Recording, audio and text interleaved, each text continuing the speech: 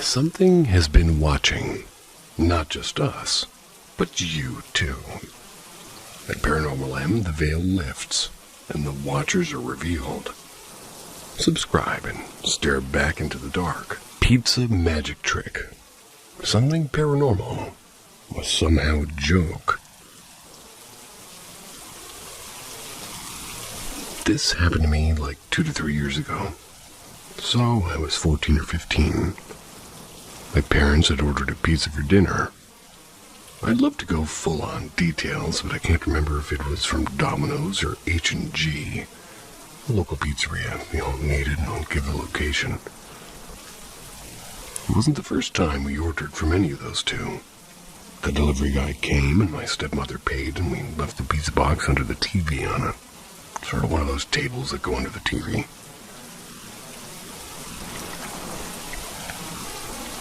When we had the table ready, we proceeded to open the pizza box, which turned out to be empty. Naturally, my stepmother called the pizza place complaining about it, which was obviously a huge mistake from them. The thing is they told us the pizza was indeed there, and it had 100% been delivered. And the strangest thing of them all is we should check again, which is not a thing you'd say in this situation. Usually a pizza is a thing you can't mistake for the bottom of a box easily. After telling us that last sentence like 3 times, each one in an angrier tone, my stepmother opened the box again. The pizza was there. And to this day, I'm 100% that this wasn't a joke by my parents, because I didn't leave the room, and I was looking at the TV the whole time. So of course, looking at the same direction the pizza box was, and it also didn't have a double floor or something, because the box was standard sized. My parents also started nervously laughing and saying the delivery guy must have done a magic trick. But we were not in a situation in which we felt comfortable enough to be making jokes.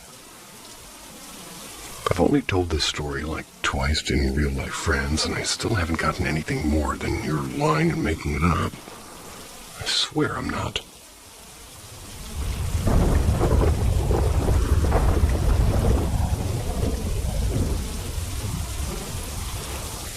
Someone or something on the roof. I think it was 1997. I was around 9 or 10 years old at the time, because I remember being in the 4th grade that time. Apologies for my English, it's not my first language. I'm from a poor country. My siblings and I grew up in a small island. Our parents usually aren't around as they worked abroad and only come home once a year. Your parents only come home once a year? We're usually left with our grandmother and a babysitter, and I won't make this long and get to the point. One night, when we were all sleeping, I suddenly got woken up by a loud thud in the roof, and the roof is made of metal sheets. Also, note that neighbors are not present at this time. Pretty much alone in that area, mostly trees surrounding our home. First thought it was one of our chickens. Usually our chicken flies on our roof if something startles them at night.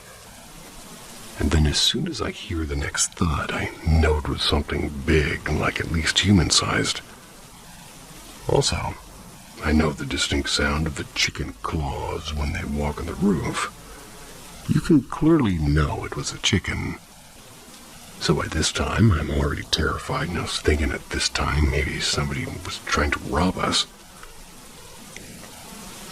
My first thought was to wake up everyone, so I looked down my bunk bed and was planning to go down when I saw my babysitter already standing beside my brother's bed, which was under me. I whispered, "Did you hear it as well?" And she replied, "Yeah, be quiet." Then I slowly went down and stood beside her. Our babysitter was a small lady, almost the same height as me when I was 10. Thin, so the thought of somebody robbing us with just me and a small lady and an elderly woman and my 2 little brothers is terrifying. We were listening closely at the footsteps in the room, and in sounds like it was circling around the area where our room was. We can't see anything outside as well. It's pretty much pitch black. By this time, I was behind her when she decided to lean in front of the window to hear what it was. Well, more clearly, I guess. But suddenly, the footstep stops, and there was this stench, rotting smell. Me and the babysitter look at each other and we're covering our noses, when suddenly, out of nowhere, something crashes to the window, made a loud bang. Thankfully, her window has like a metal sheet for mosquitoes, so nothing went inside. We both screamed, and the babysitter started to pray at this point. My brothers were woken up as well. I was hiding my sheets and crying, and the babysitter told us to sleep and then everything would be okay. She was visibly scared as well. She was crying too and followed up with a terrible sleep paralysis after about 3 or 4 hours. I think when I finally got tired and go back to sleep, and, well, I'm 37 now.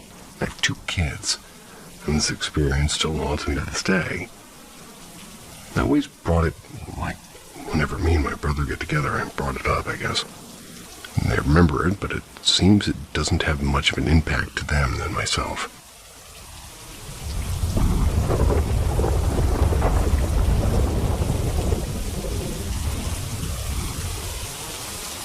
Grim Reaper. I don't even know what I saw. Let me just start by saying that I'm a man that believes in God and also the devil. And a few months ago, I was just SM**KING smacking at a spot that me and my friends go to. Alrighty then.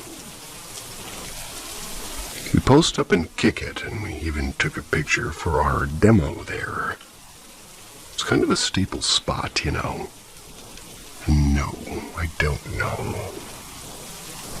Anyways, I'm there doing my thing, setting up the stuff, and all of a sudden I see what I thought was just a homeless man going up to the parking lot upstairs. Mind you, it's totally normal for people to go up these stairs. Some people work out or go to the mall, or teenagers go on dates, etc. I do a double take because this person was not any ordinary person. They had a wide frame, but super skinny. Really skeleton-like, honestly. But they had on like rugs of clothes, like a rug made into clothes, but no face. I cannot stress this enough. No face. It was just black, and he didn't even have a mask, just a hood that was pitch black. No shape of the head, nothing. Literally, pitch black.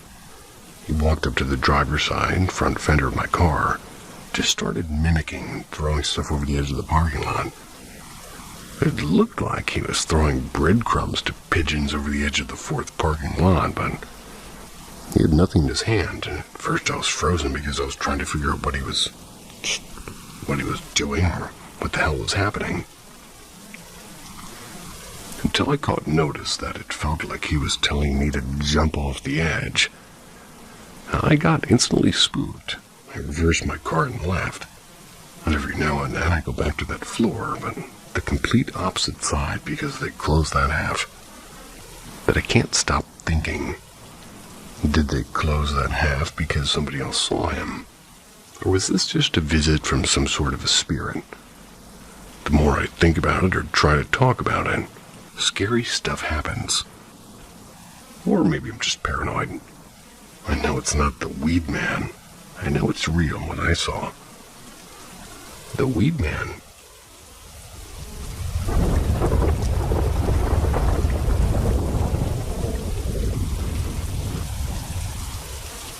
Humorous ghost story that wasn't a ghost story. I had a good friend who lived in a local neighborhood of Victorian homes. Lots of ghost stories in the area, but she was not a believer. Until she saw something. She said she was just waking up, and she saw a smoky-looking shape near her bed. Another time, she saw something similar in her living room. She recounted this at a get-together with me and my son. He was about 8 years old at the time. He became very excited and told her, "Miss Sue, you know what you have to do is you have to talk dirty to it." What? Stunned silence from the whole group, and she very kindly told him that she would consider it. Okay, and on the way home, I asked him what he meant by that. He said, "Yeah, talk dirty to it. Tell him you're bad and to go away." I explained that talking dirty meant something entirely differently than insults, and he looked very worried and said he hoped Miss Sue didn't actually talk dirty to the ghost. And later my friend found out that one of her medications could cause visual disturbances. As the doctor explained this, she was very relieved and then told the doctor what she would have done if it was an actual ghost. Thanks to 8-year-old Joey. Talk dirty to it. Why not?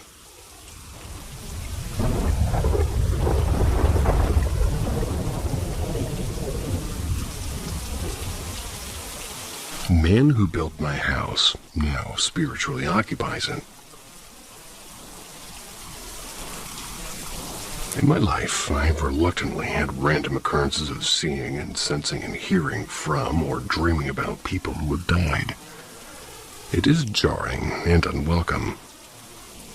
I won't share every experience here, but will open up about my recent predicament that I'm seeking guidance on. We bought a lovely home from a couple that chose us for the property because of our environmental and farming values. The man built it by hand when he was in his 20s, now into their 70s. They had to move closer to services since his dementia was progressing.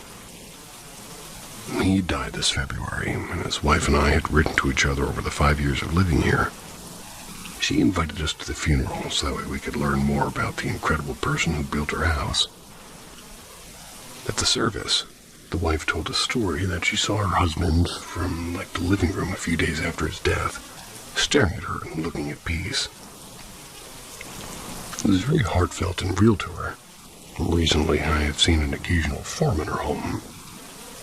I often confuse it with being my husband, and I have seen a cat here since we moved in. We joked that when this man died, he'd visit this home. Well, it's clearly now the case. Any guidance, well, I've always shut myself off when I feel or see a spirit. But this was a good man, and I don't particularly want to cohabitate, so how do I help him move on, knowing that we will continue to care for his home and land?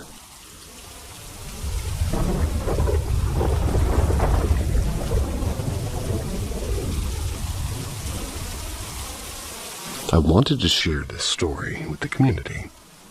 Let me know what you think.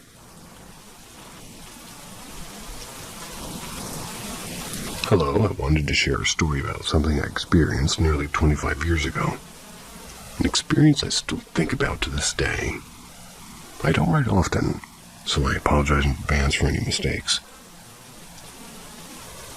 A bit of background before the story. My parents divorced when I was around 4 or maybe 5 years old. Fortunately, both remarried happily, and I spent every other weekend with my dad, and one of the perks of having 2 families was getting to celebrate most holidays twice.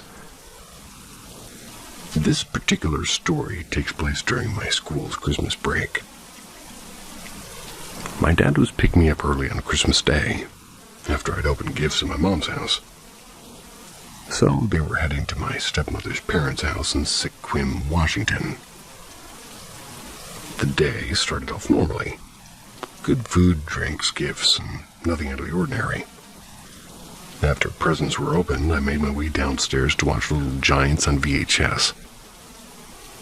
My grandparents, they had an old-style TV with a click knob that took me a little while to figure out how to use, and about halfway through that movie, I needed to use the restroom. And to get there, you had to walk down a long hallway that stretched the length of the house. There were 3 doors.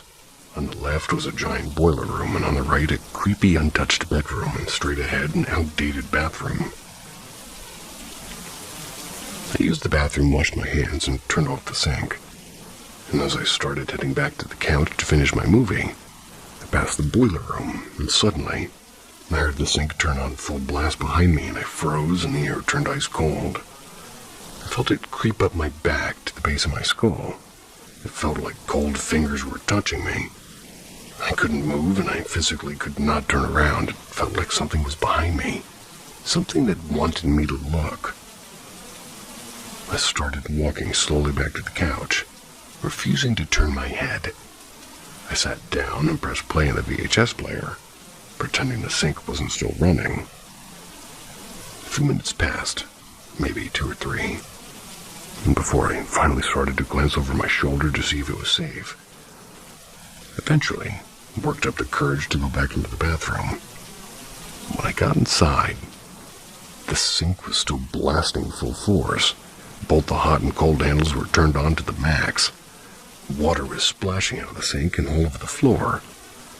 I quickly grabbed a towel and started wiping up the mess around the sink.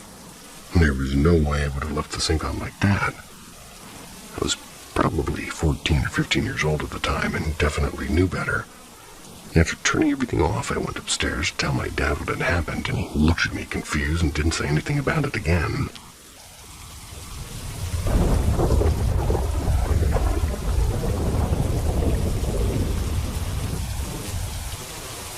I've been seeing a white figure once a year for 11 years, and I'm not the only one.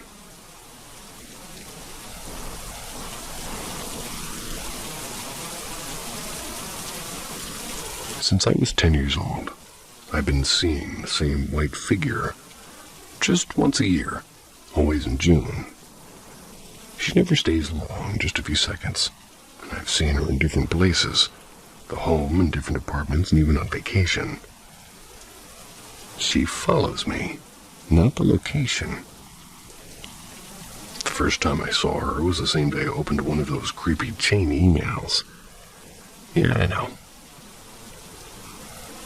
I'm not saying it was because of that, but it freaks me out how the timing lined up exactly.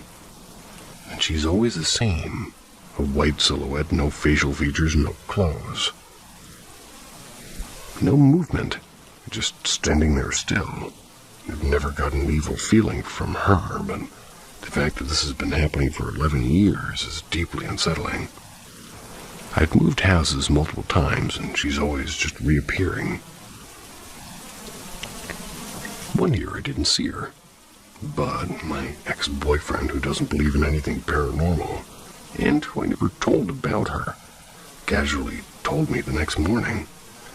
I went to the bathroom, and in the middle of the night, it looked like there was this white figure sitting on top of you while he slept. He described her exactly as I see her, and I hadn't said a word to him about it. And now, this year, something changed. A few days ago, again in June, I didn't see her, but I heard her. I was on a video call with my boyfriend, and out of nowhere, we both heard this clear, sharp sobbing sound coming from the hallway, like a woman crying, just for a second. It was loud enough for him to hear it through the call. I've ruled out every rational explanation I could think of, and there was nothing and no one there. And I've been trying to ignore it for years, but now that it's escalated to sound, I don't know what she wants. I don't know what I should do. If anyone's had a similar experience or knows what this could be, I'd really appreciate any thoughts or advice. I wrote the original post at 4 a.m. while shaking in my mom's bed, and no joke, I just couldn't sleep in my room that night. She always shows up whenever I sleep, and it's like she follows my bed, not my house. And I've moved 3 times, and every single time she appeared in a new bedroom, even on vacation. I have seen her in 2 different apartments by the sea. I expected more light-hearted theories, or maybe comforting comments, because honestly, she's never made me feel like I was in danger. Of course I get scared when she shows up. I mean, Hello, it's a literal entity standing there. But it's never felt evil. Just intense and mysterious. And I had forgotten to describe her in the original post. She basically looks like a floating tampon. What? More seriously, like a person standing still, completely covered by a white sheet. No facial features, no limbs showing, just there and watching. That is not what a tampon looks like, but alrighty then. What freaked me out yesterday wasn't just the sound we heard, it was the way my older cat suddenly ran away, and the second it happened, like my kitten kept chewing my foot like nothing was going on, and that contrast hit weirdly. And also my little sister has seen her too. She saw her once on vacation, and ever since then she always closes the door to my room when we go to bed, and saying that she doesn't like the feeling it gives off. There's honestly way more to the story, but 11 years is a long time, and I'll be writing for hours. Still really shaken up, and I guess I just hoped for answers that wouldn't leave me more scared than before. Also, sorry for the English, it's not my first language. I'm from Croatia, a small European country where people would probably just think I'm crazy for sharing this. We don't really have legit mediums or spiritual support around here. The church would probably laugh me out of the building.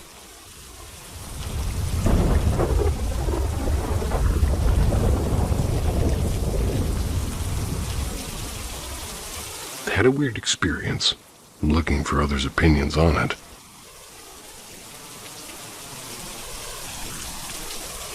I've condensed down the following events from earlier today.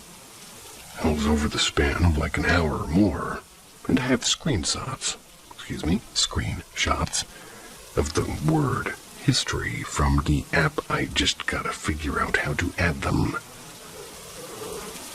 I've recently downloaded GhostTube after doing a tiny bit of research on the best ghost hunting app. I downloaded it for shits and giggles mostly, but was like kind of aware there could be something, so I tried to be mindful when using it. Anyways, I've only had the app for 3 days. It's a terrible app, by the way. Today I was busy at the shop, but I parked in a quiet area with no one around. Boredom got me, and I opened up the app. The first thing it said was, "Sit with me."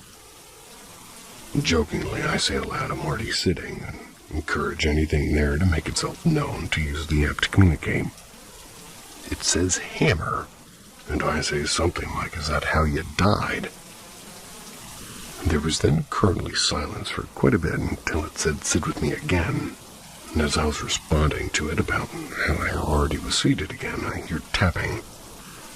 It's like it sounded like someone tapping on the inside of a car boot. This car is like 2 years old, and I was alone with no one around. No other cars. So I was scared. I messaged somebody close to me to calm down. I opened it up again a minute later and say, "Hag." Jokingly, I said, "Rude, that's no way to call a woman," and it went silent for a bit. Then it said, "Are you recording?" Accidentally, I said yes, then said wait, and no, it's not, and I can't because it wants me to pay for more space. Shortly after, it said, "Move quickly." So I did as it said and moved slightly, looking around to see if there's anything to move away from, and moved quickly off the middle console of the car. It then said sword. Went silent for a bit. I was saying something about not having a sword. It then says afterlife. I said yes. I think you're in the afterlife or some kind of limbo. I started to hear a bunch of random tapping in really fast tempos. It's coming from the same spot for about a minute, and I swear under my breath, because, like, what the fuck? And then it says the grave, and I reply, "Don't think there's any graves here. Are you in a grave?" The tapping stops. And there's like at least 9 to 14 taps. Then it said, "She will touch you." And I was thinking, what the fuck? And instantly had a weird feeling on my thigh and said loud and clear in a strong voice, "Do not touch me. You're not allowed to." And it stopped. Well, that's convenient. That creeped me the fuck out, and I left the app open, and 5 minutes later it said, I live here. And I said, cool, and something it's not allowed to come home or attach itself to me or anything near me, and it blurted out incorrect, and heard a couple of taps. So I say again, you're not allowed to come home with me. And then it says, why are you asking? To which I said, I'm not. It was silent for a bit before it said consciousness. I said, yes, you and I are conscious, and I have to go shortly after I told it bye. The weird tapping that I can't explain really spooked me, as well as the touching thing. Haven't heard or seen anything since, and haven't had anything like that before. I'd really appreciate opinions or thoughts. That app has a bunch of preloaded phrases, so amongst a bunch of other red flags. So I don't have anything that is worthy of saying that doesn't make me sound bad. Moving on.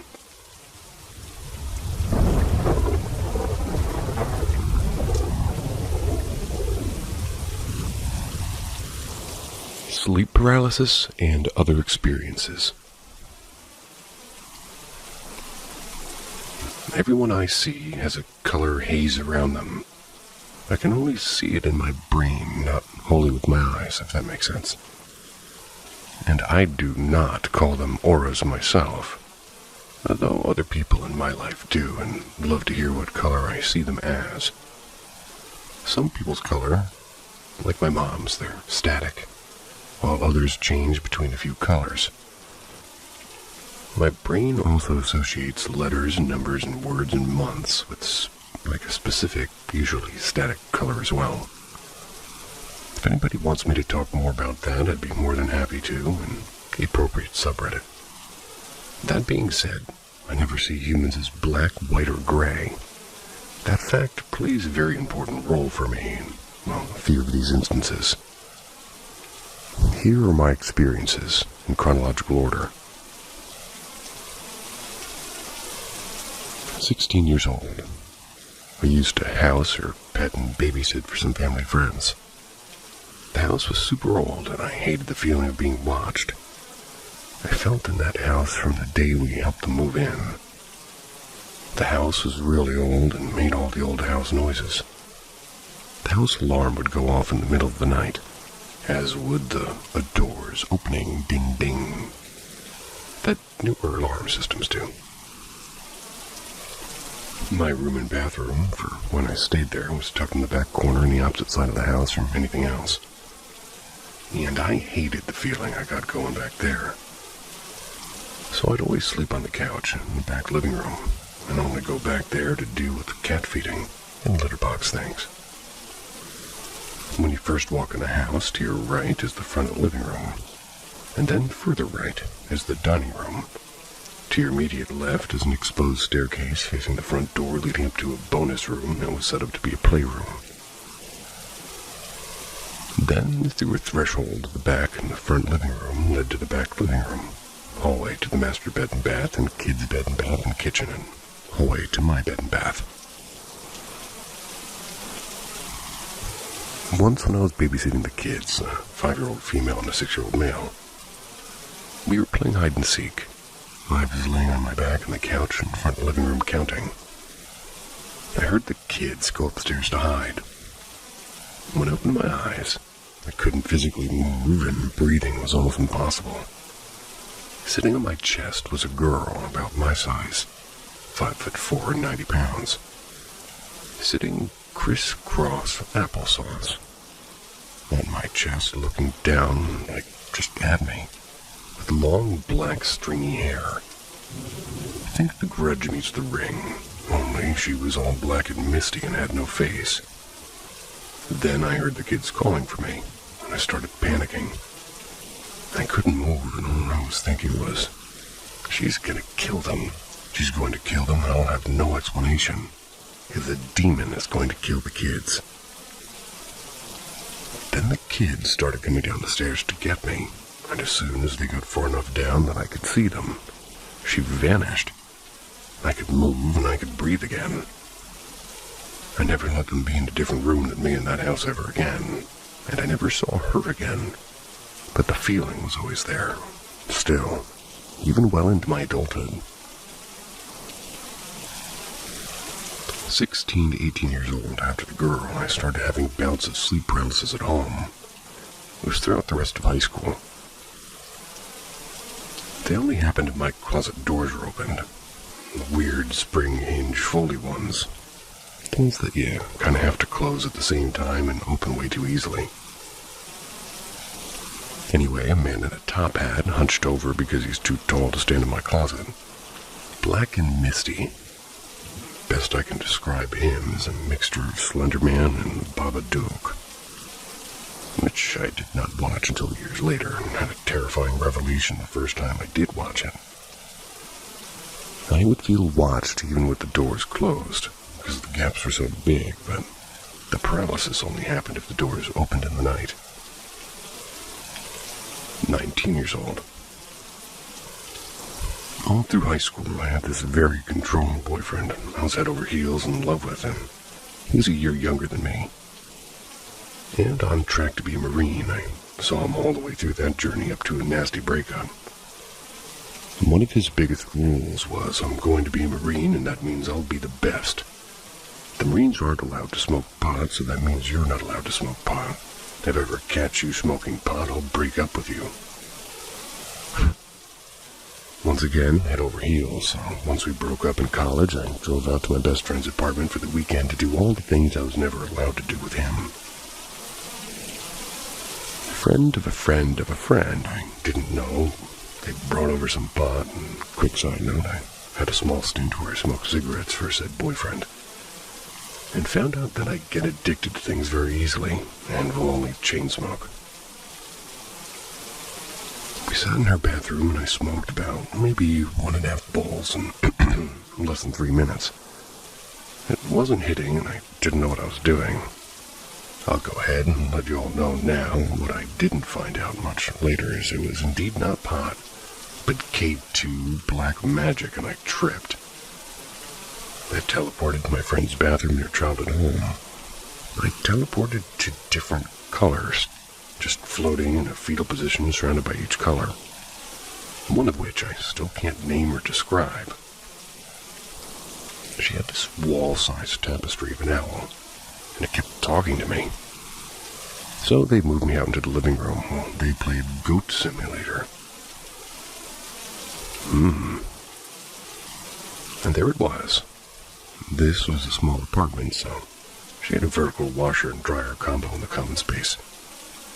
My brain was sending out sonar to the whole room, and I could feel pretty much everything with my brain.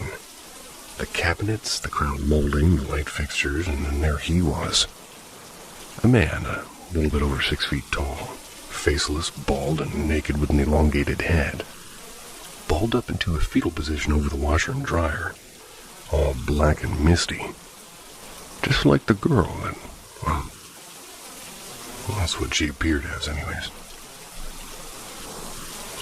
He never looked at me, but he knew I was in there, and he knew I could see him. I just watched him until I passed out. I told my friend about it the next morning, and she brushed it off, and she's always been a very staunch atheist, and by the way, I'm not. Never believed in anything on the other side, really. The next summer, best friend and friend number 2 and I went to the beach for our yearly weekend. Friend number 2 and I were talking about the previous year, and he started talking about how he felt a presence in her apartment near the door to her room, right beside the washer and dryer. I then shared my experience with him, and he confirmed what he felt was a very similar energy to what I described. She brushed it off again until, a year later, she texted me to let me know that she got really drunk one night, and she saw him and continued to feel the presence on after that. It affected her so much that she ended up moving apartments. Needless to say, I've never had any desire to consume any substance since then.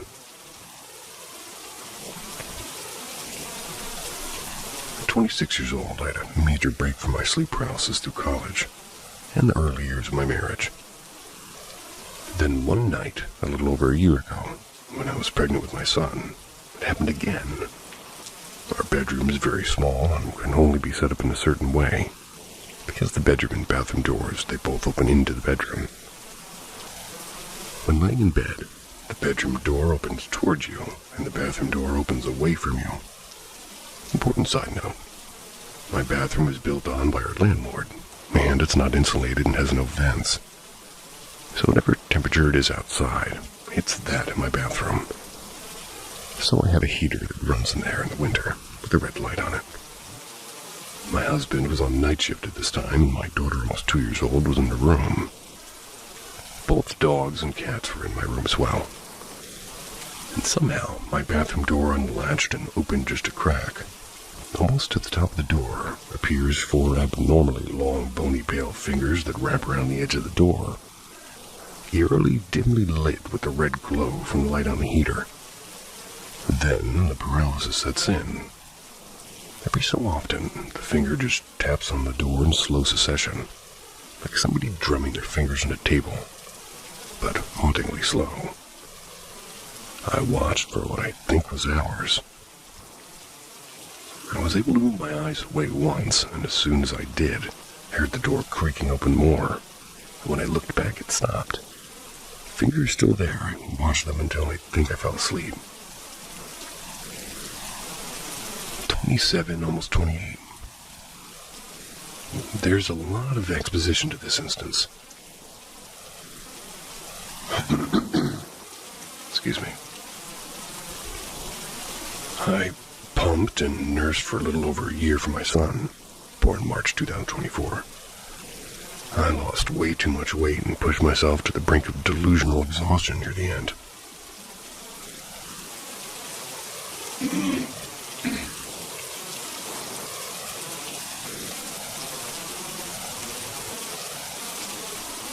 I also had this really bad habit of, when I did my final pump for the night, usually around midnight to 1 a.m., I'd prop myself up and fall asleep sitting up while I pumped. I would either set an alarm or my husband would wake me to go to bed when my pump stopped.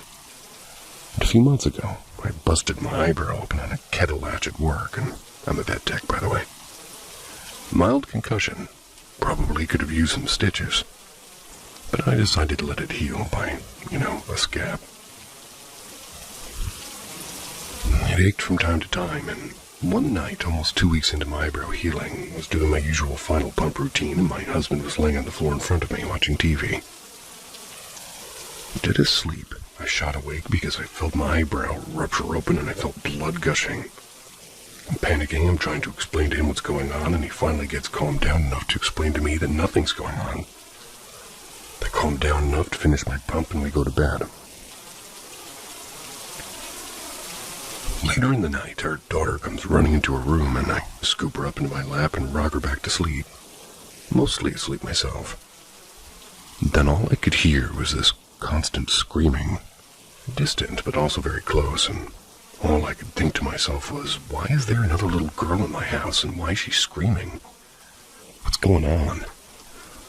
Who is the other little girl in my house? Except I couldn't move. I was just sitting crisscross on my bed, eyes closed, hunched over my sleeping daughter, cradled in my lap. I don't remember the screaming stopping, and I don't remember laying back down with my daughter beside me. The next night I asked my husband about it all, and he confirmed my eyebrow freak-out did actually happen. I explained to him how painful and real it had felt, and that I remembered it clearly, even though I wasn't really awake. I was also fully, intelligible and having conversations with him while I'm half asleep, and I won't remember the next day. Did it to my mom growing up, too, so remembering of those instances is very rare for me. I then asked him about the screaming girl. He looked at me funny and said, "You mean our son's name?"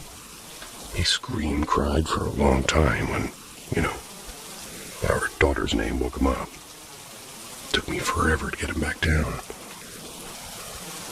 And I do want to add that... Jeez. And I do want to add that because of our work schedules, me being 7 a.m. to 6 p.m. and him 2 p.m. to 10 p.m., he typically does the nighttime wakes-ups, and It is both kids. I take our girl and he takes her boy, because our boy is a stage 10 clinger. And if he sees me, he won't go back to sleep. So my husband getting up for the kids instead of me is our norm. But I was very disoriented and put off by the fact that one, seemed to be having an episode while my child was crying that I couldn't come out of. And two, that I was so deep in it that I couldn't even recognize my own child's cries. Bullet point. I will not go upstairs alone. Either my husband or the dog has to go up there with me during daylight hours. I'll not go up there at night and I feel something in that staircase that I just can't describe. Like something calls me up there, but not benevolently. Because of this, our kids, now 3 and 1, share a room downstairs across the hall from us. Also, I just don't want my 3-year-old alone in a different level of the house than us. We're currently in the process of moving to a 1-story place that has enough rooms for everyone. These are all that I've experienced up to this point, and I'm hoping that with the new house and stopping nursing will allow me to get more sleep. Maybe decrease on the occurrences of sleep paralysis and exhaustion. I hope so.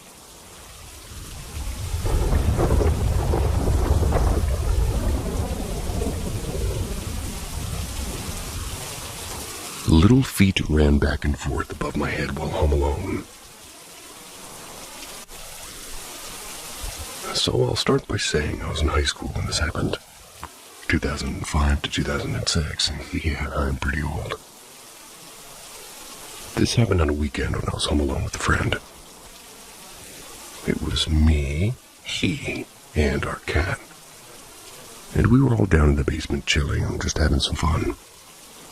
Now, I believe in the paranormal and the unexplained. Did back then and still do now. But as a teenager, I didn't play with spirit boards or go searching for haunted things or places.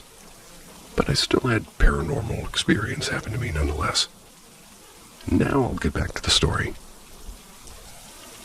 So, me and my friend were just chilling and watching YouTube or anime. Maybe drawing, who knows. But we got to talking about things that happened at school that day. When suddenly, we hear footsteps running back and forth upstairs above us. Mind you, we were in my house alone. My parents weren't there, and neither was my brother. So we both looked up at the ceiling, hearing running again. Looking at each other, my friend says, "Someone home?"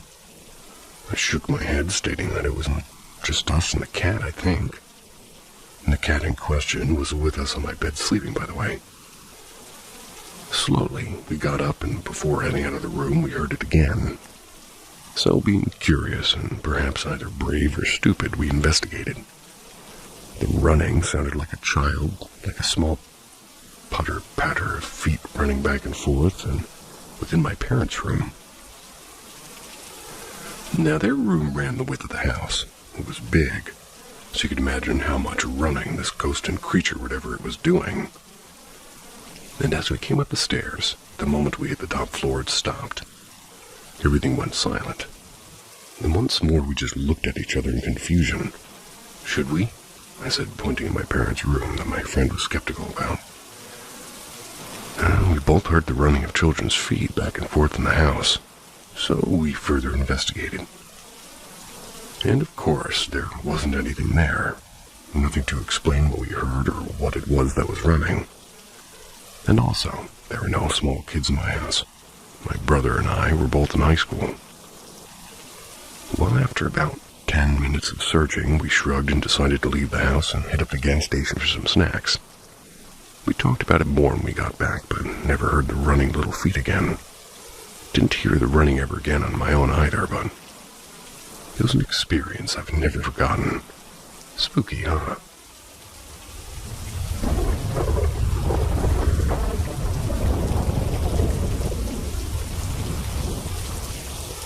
A demon passed on by telling a story. So I want to clarify that this experience happened before my little footstep story. This happened when I was in middle school, so roughly 2002 to 2004. Not sure exactly when, but I was a bit younger. Also happened in the same house. This house I grew up in from grade 3 to graduation in high school. So, plenty of stories to tell. Okay, now I will tell the story that I was told. The experience my at-current middle school boyfriend crush had happened to him. He had this happen to him because his friend told him their story, and now it was his turn to tell me his. So my friend told me that this cat, or what seemed like a cat, was in his room one night. He didn't own any cats, so it was confusing. But funny enough, when he got a good look at it, didn't have fur and definitely had red eyes. Well, last night I had an experience that I will never really think I'd have happen to me. My cat Larry was a black female cat, was in my closet and just kind of sitting there staring out. He told me the eyes were like Larry's, yellowish green. So it was getting close to bedtime, and I know she likes to cuddle with me, so I went to pick her up. Called her name, did the whole pss, pss, pss, pss, pss. But she seemed comfortable where she was. But I wanted to cuddle her, so I reached out to pick her up, and she took a swing at me. And Larry wasn't an aggressive kitty, mind you. He had taken a breather, and he was quite shook, as one would be if their cat suddenly took a full-clawed swing at them. But I don't think it was Larry. When she swung at me, the paw was larger than the claws. There was only 3, and they were big and jet black. Yeah, I know she is black too, but it wasn't fur I saw. Looked more like leather or hairless. Definitely not my girl. Anyways, I pulled my hand away fast, or I thought I did, but I got scratched before seeing one of the claws strike the floor. A little mad, I got up and went to bed, and I honestly thought I was dreaming. Didn't feel real. Well, come morning, when I was getting ready for school, I saw the scratch in my hand, and then last night came back to me. Checked my closet, and there was a small hole in the floor. Carpet bits beside it. But Larry wasn't in the closet. Apparently, she was sleeping with my parents. I think I now know what it was. So he told me his friend's story after his, and I was highly intrigued by it all. But I clung in slowly, as I was now told the story about his cat creature and perhaps a demon. I mean, leatherish skin, 3 thick-toed claws, and color-changing eyes. And apparently, the tail was long and slender, much like a lizard's would maybe be. Some details are still fuzzy, but of course I remember the story aspect. Kinda sticks with you. But hey, I've told this story many times, and so far it hasn't happened to anyone else. So now, I'll tell my part of the story for you. So after my friend told me all of this, it was a few days before I had my own experience with this creature. Now, I lived with my parents, my brother, and we had one cat. One black one who was more my parents' cat than anything. So one night I'm asleep in bed when I hear a little growl. Now, our cat didn't really growl at anything, so I stirred a bit hearing it, but a bit louder. Slowly walking, I sat up a bit and leaned over, reaching out to try to coax our cat over. His name was Bandit. Bandit would always come when called, but this kitty, or what I thought was a kitty, didn't come. It was pitch black in the house, and all I saw was a faint outline from the outside light peeking underneath my window curtain. And this creature was larger, but not much bigger than a normal cat. Its eyes were staring at me bright yellow with a tinge of red as it growled once more at me. Its tail thumped and then hissed at me. I don't remember the sound it made exactly, but it definitely wasn't a normal cat's hiss. Fed up, I just told the cat to go away, as I thought I, too, was just dreaming and seeing stuff. I fell back asleep till morning. But crazy enough, this I remember. After I pulled my blanket back up and rolled over, I felt something jump onto my bed and lay down. Okay, so yeah, I know this sounds crazy and possibly made up, but no, all of it's true. When I woke up the next morning, I asked my mom if she heard the growling sounds, and she did. I asked if Bandit was with her all night, and she said yes again. I left it at that, knowing it was real and not a dream or hallucination. Well, I told a friend the same story. She then had an experience. I don't know what happened after that, so far from time to time, till this day, I'll still feel a phantom cat jumping up where I'm sleeping and lay down next to my feet. Hope you enjoyed my story. Don't worry, I don't think this demon kitty follows anyone anymore.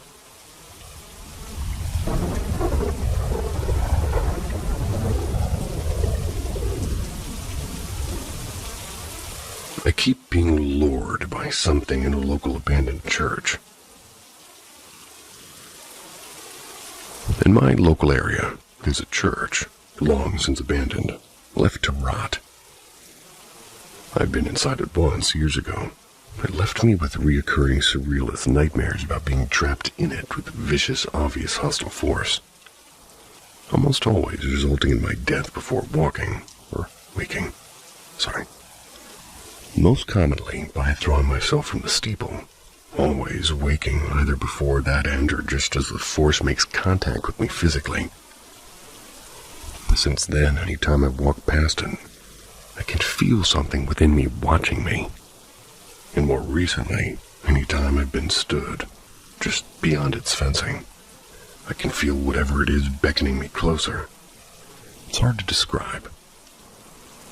It's been fine until today, when I stood beyond the fence for around 15 to 20 minutes before stalking around the property looking for a way in, almost as if compelled to get inside it. And even now I find myself looking at the corners on the wall of my home, distance away from it, and I figured out that the corner I'm looking is essentially the abandoned church. Just kind of wanted to type that. Not sure if anybody has any advice or conclusions which can be given without the specifics of the church and her location. Not sure if this is the right place for this, though, or with the right flair. I probably shouldn't give the specific church and location because it might narrow me down too, so all I can say is it's not that old compared to most churches in Britain, only around 100 years old. It's disused and boarded up with metal fencing keeping the general public away. Had its graveyard removed around 3 years ago now.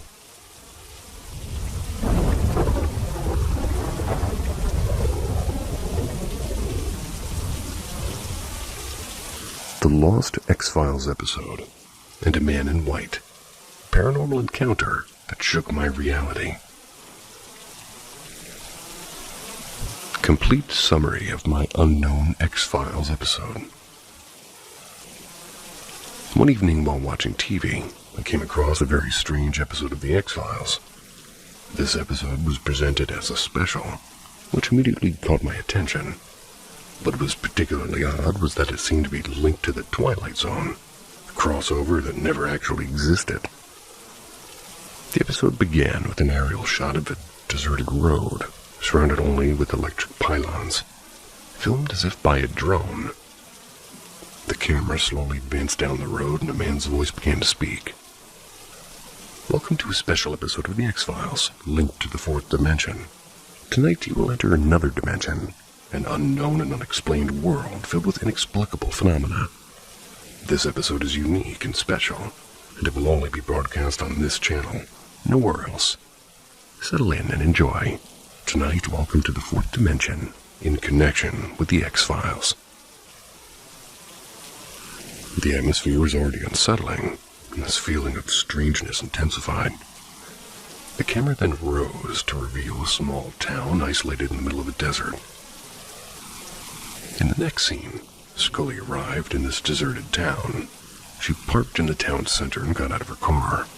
It was nearby.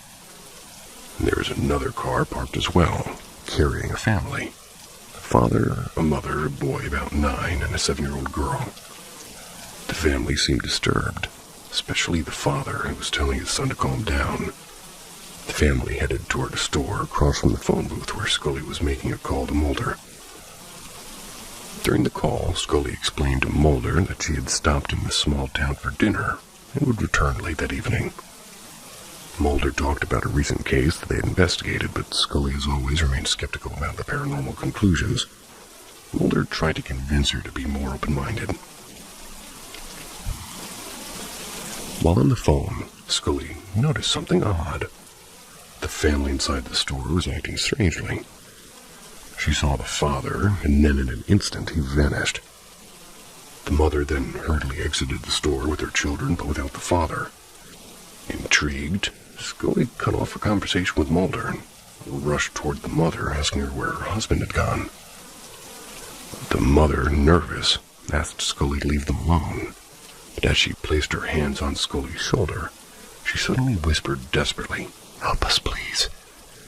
Before she could say more, the boy insisted that they get back in the car.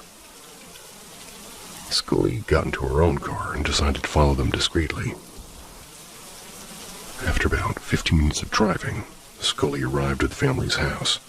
She got out of her car and knocked on the door. The mother opened it. Scully showed her FBI badge and explained that she was investigating paranormal phenomena.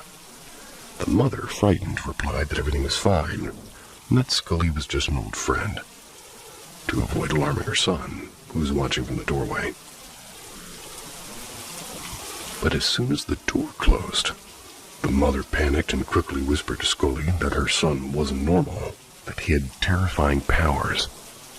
He confided that the boy had made his father disappear, and that she feared for her life and that of her daughters. The conversation took a dramatic turn when the boy suddenly appeared at the door and said to his mother, "That's not your friend, Mom. It's the lady we saw earlier."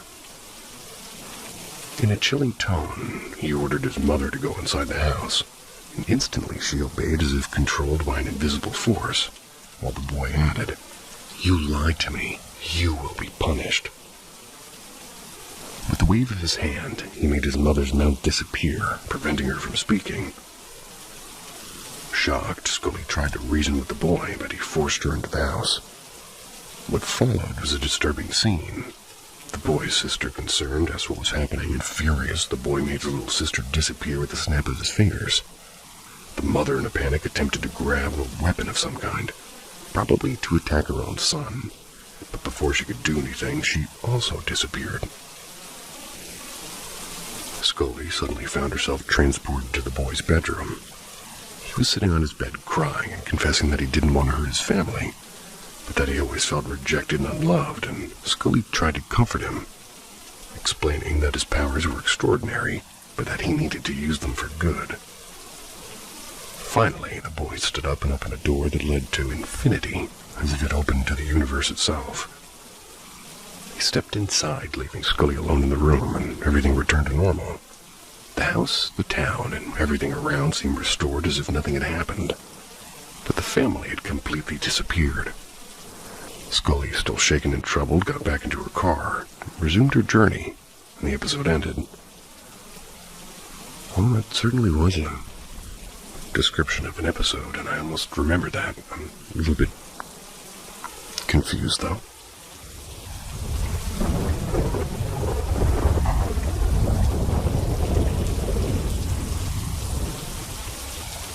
A silhouette stared at me while I was sleeping.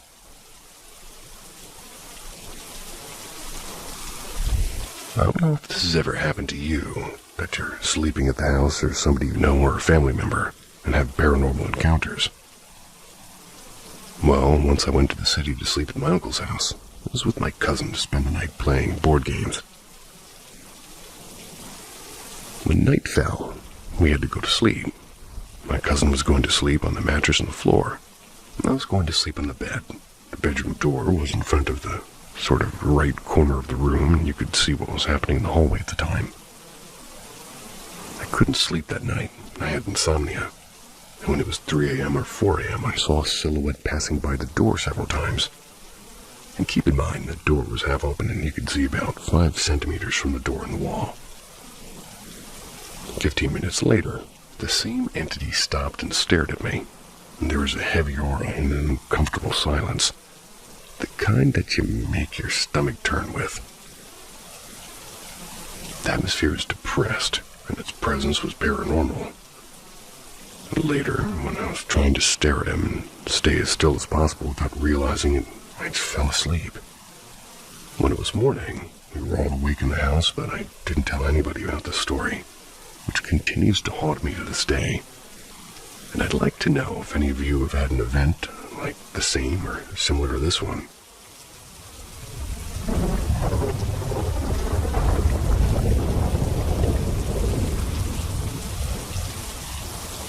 Weird paranormal activity keeps happening in my house.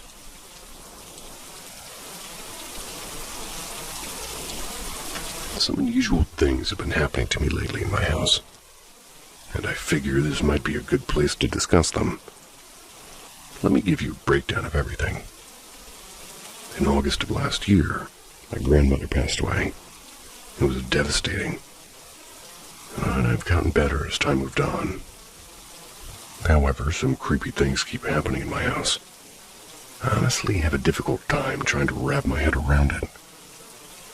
Now, I know this is going to sound like I'm making this up, and I don't have any photos or videos to back up what I'm going to say, but multiple members of my family have been experiencing creepy things as well, and I just need to share it with everybody here.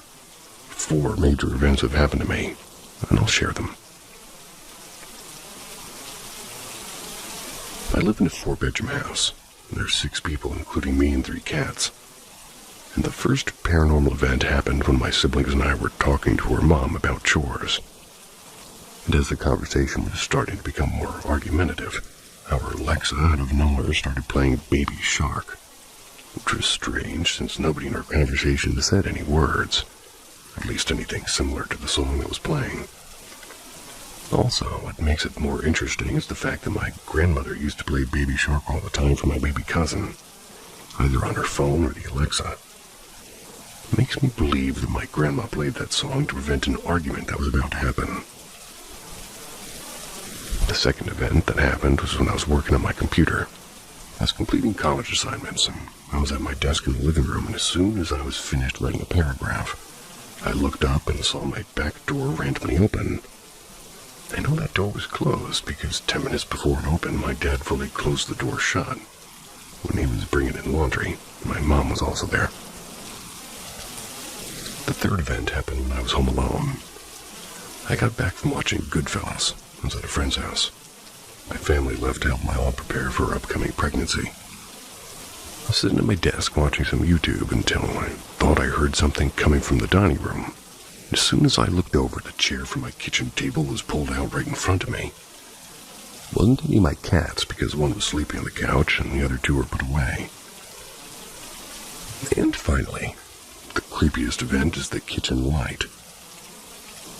The light in my kitchen is interesting, to say the least. The light bulb is just dying or almost dead, but it doesn't blink or anything until it does. My sister and I are cleaning the dishes one night until we start noticing the light blinking. The light's above the kitchen sink, and as a joke, my sister asked me to ask a question to the light. So I asked the cliche question, "Are you there?" The light stopped blinking and blinked twice. When that happened, my sister and I looked at each other and she asked me, "Did the light answer your question?" And after being shocked, I told the light to blink once for no and twice for yes. The light blinked 2 more times. I started asking it questions and the light was answering all my questions. My sister started becoming more uncomfortable and finished up the dishes. I was going to leave until I asked her to stay. I asked the light if it was here to talk to someone. It blinked twice for yes. So we went down the list of names who the light wanted to see until we mentioned my dad. The light blinked twice for yes.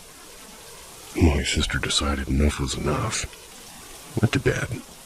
But before I left, I asked the light if it was somebody I used to know, and it said yeah. And the only name that came to my mind was Grandma, and I asked, "Grandma, is that you?" Then the large light blinked twice.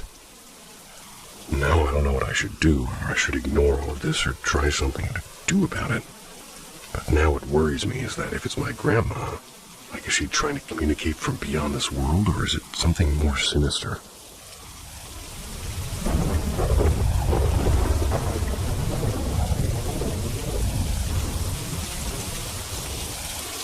Help me make sense of the paranormal history of my late grandmother's house.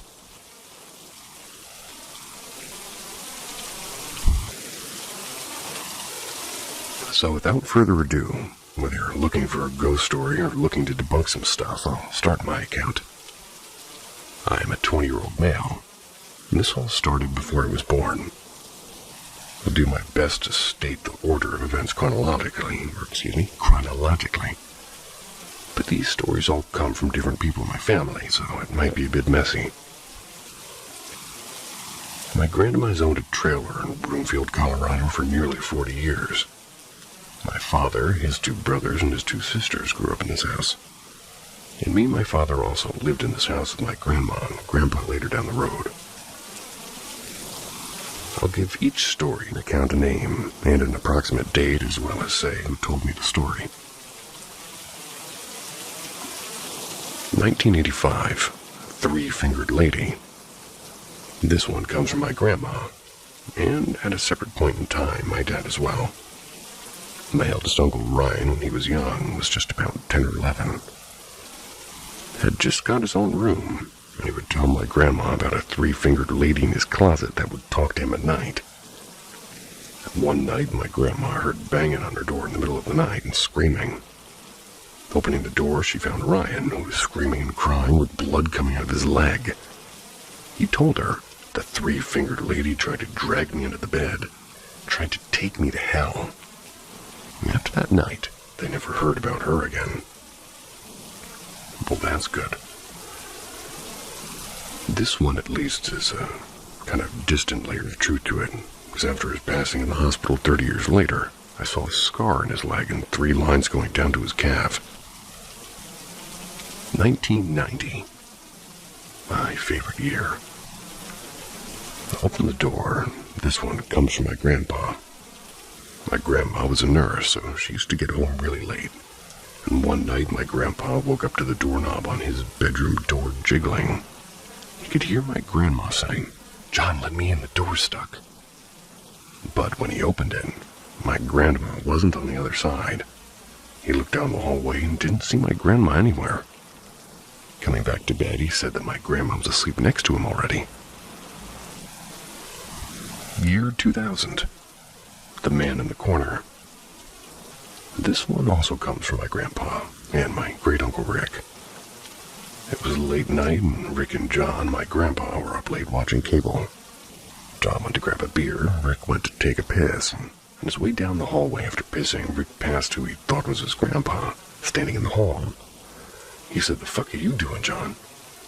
Before continuing to the living room where John was drinking his beer. John said, "Who are you talking to?" Then they searched the whole house, but nobody was inside except the kids and my grandma, all in bed asleep. The year 2000 again. Moving furniture. This one comes from my dad and my youngest aunt Jamie. Once every couple of months, upon returning home from days out, the family would find rooms, and one time the TV was knocked off the entertainment center broken. In 2005, The Face. From my brother's twin Aaron, I'd like to note that I was born this year, and I was the first grandchild of my family. My grandma once said that I was having grandchildren made the devil angry, or having grandchildren made the devil angry, because things got worse in the house after I was born. My uncle was homeless at the time, and my grandma let him stay on the couch, and apparently kept hearing breathing. Whenever he closed his eyes, he would see a face looking at him. 2007, The Seance. I've seen a video recording of this one, actually, and I'll be honest, I have no idea what's happening in the video. The recording's on a camcorder somewhere.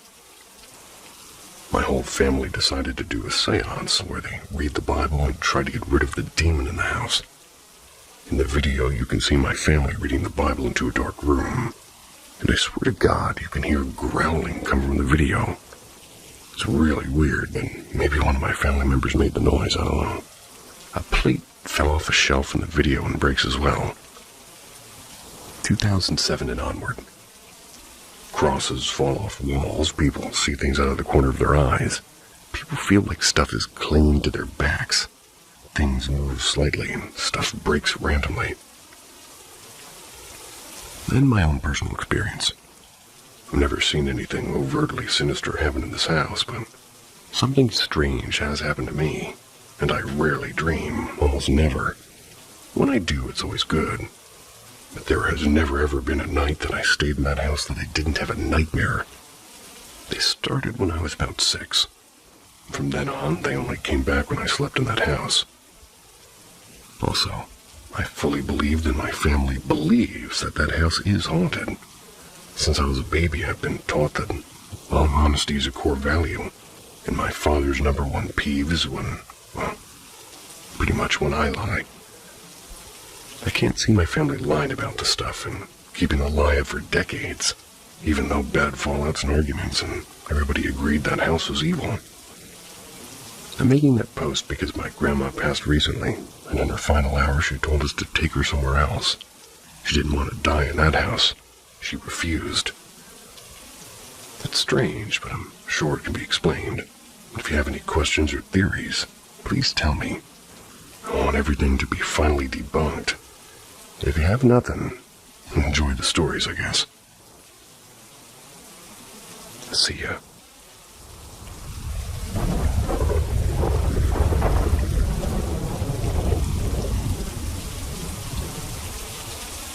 Join the Paranormal M community and embrace the mysterious. If you're eager to explore the realms of the supernatural, subscribing and turning on notifications is the key. Get ready for a thrilling adventure like no other. My college ghost story. It was around 1 a.m. on the weeknight of December. My roommate Jason, friend Jack, and girlfriend at the time, Vic, had all been hanging out. Being oddly warm for a winter night, around 60 degrees, we decided to take a walk around. On a limb, we tried the door to the FA building, and to our surprise, it was open. It was during the exam period. So we went in there and found that the door that led to the costume storage room, which was effectively a basement, was also unlocked. Curiosity got the best of us, and we headed down into the cold, cemented crypt. Except for Vic, she made the right choice. Upon reaching the bottom of the staircase, there was a long stretch of clothing on hangers that seemed to go on forever. When we looked to the side to see that the door was saying, "Keep shut at all times." Now, obviously, we were going to open the door. I mean, come on. So we opened the door and peeked in, just to see some pipes running across the top of a longer hall, a pile of logs to our right, and another door to our left. Unimpressed, we closed it and proceeded down to the end of the hall of hanging clothing. Underwhelmed to start and head back, but then my friend Jason made one last interjection. I kind of want to check that side room again. So we did, and as I'm holding the door that shouldn't be open, I realized something. Wait, nah, hell no. I've seen way too many horror movies to allow the door to slam shut behind me. Jason, grab me that piece of wood. Jason was just looking at me like an idiot, so I said it more aggressively. Jason, grab me that piece of wood. Like a deer in headlights, he didn't move. So I said it again. Jason, grab me that piece of... Suddenly the side door flies open, in a gust of aggressive wind. We hear a slam in the distance, and then we fucking book it. And we get out, and Jason claims that he heard a girl's voice as he went up the stairs.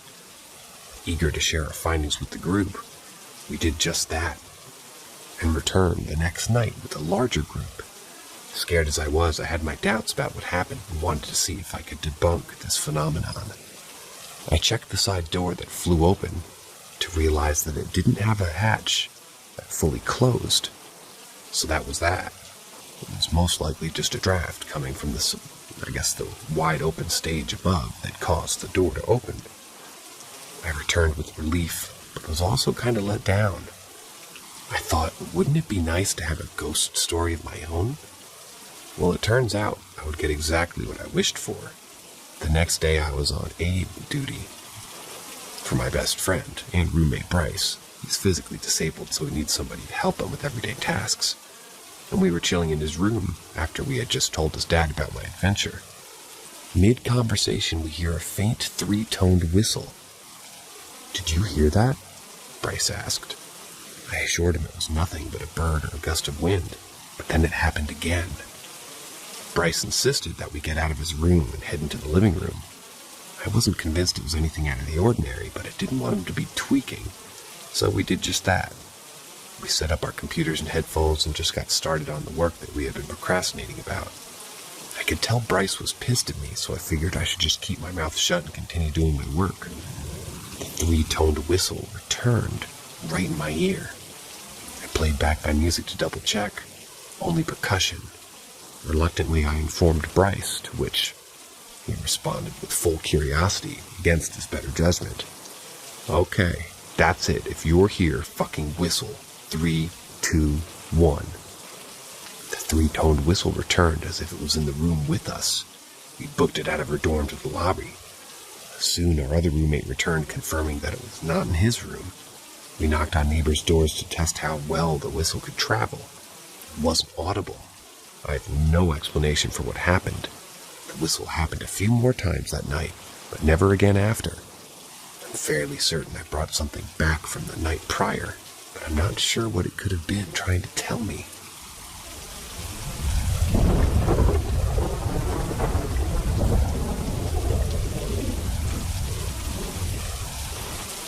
A story about my childhood at my stepfamily's house in North Carolina.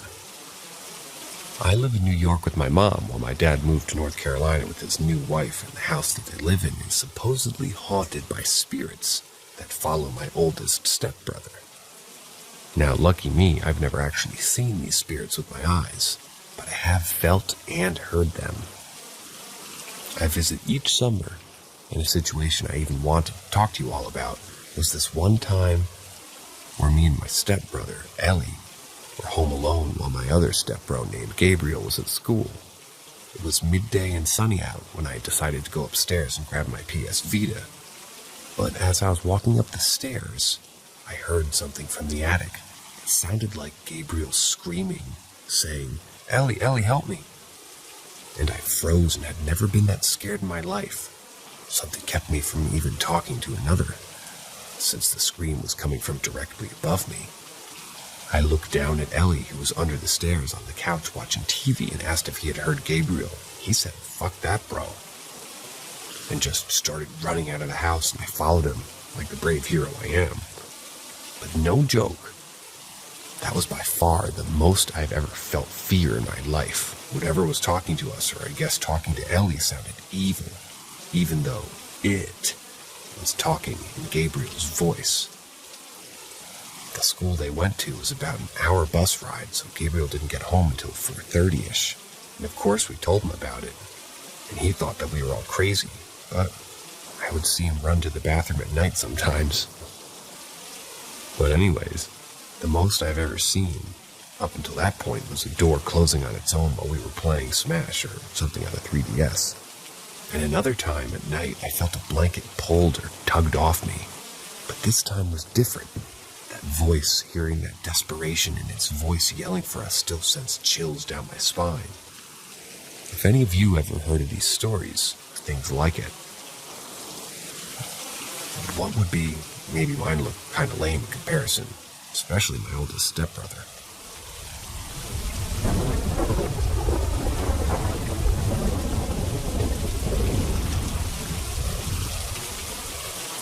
Weird experience. I was around 5 to 7 years old at the time. It was in the summertime, so school was out. I slept in to about 10 or 11 a.m. because I had stayed up from playing video games. I also have to mention that I was home alone. My brother and Ma had gone grocery shopping. I was used to this, and I knew what I would do, since I was independent, even though I was so young. Even though my ma and brother were out, I had no idea that I was alone. The very first thing on my mind as soon as I woke up was to hop on the game and get ahead. One of our gaming systems was set up in my brother's room, so I walked down the hallway towards his room, hoping that he wouldn't be playing on it. Now, my brother's room is right next to my ma's room, so you can see a little bit into it if you were sitting in the chair while playing on his gaming system. So as I approached his room, I saw in the corner of my eye my brother appearing in the doorway of my ma's room.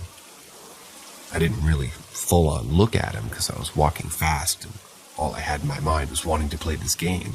I just said, "Hey, since you're in Ma's room already, I'm going to go play on your gaming console if that's okay with you." He didn't answer, but I just ignored it and got comfortable in the chair and waited for the system to boot up. As I was sitting there, my brother continued to be in the doorway of my Ma's room from the corner of my eye. I finally started getting an uneasy feeling because from the corner of my eyes, my brother just seemed off. His face was covered in a shadow and the whole doorway was also super dark as well. His body was visible though. It was just his face that was shadowed out. I couldn't make out his face at all, so I finally decided to look at him to question what the heck he was doing. When I did, he vanished. I was super confused at first and then yelled out to him. No answer. Then I yelled out to my mom. No answer again. So I yelled out for both of them. No answer. I soon got a super creepy feeling that someone was watching me, and I quietly got up from my seat, turned the console off, put away the game, and then walked out of the house. I waited on the porch until my brother and my mom came home. My mom was puzzled why I was on the porch in just my pajamas, and I just said something scared me in the house. My mom looked everywhere in the house, but there was nothing.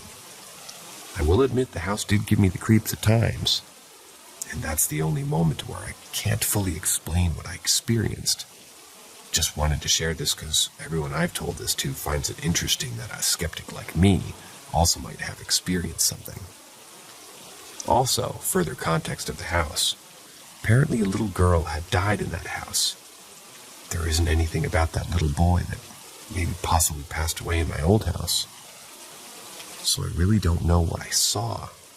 Also, me and my brother's friends would refuse to sleep over at my house because they thought it was super scary at night.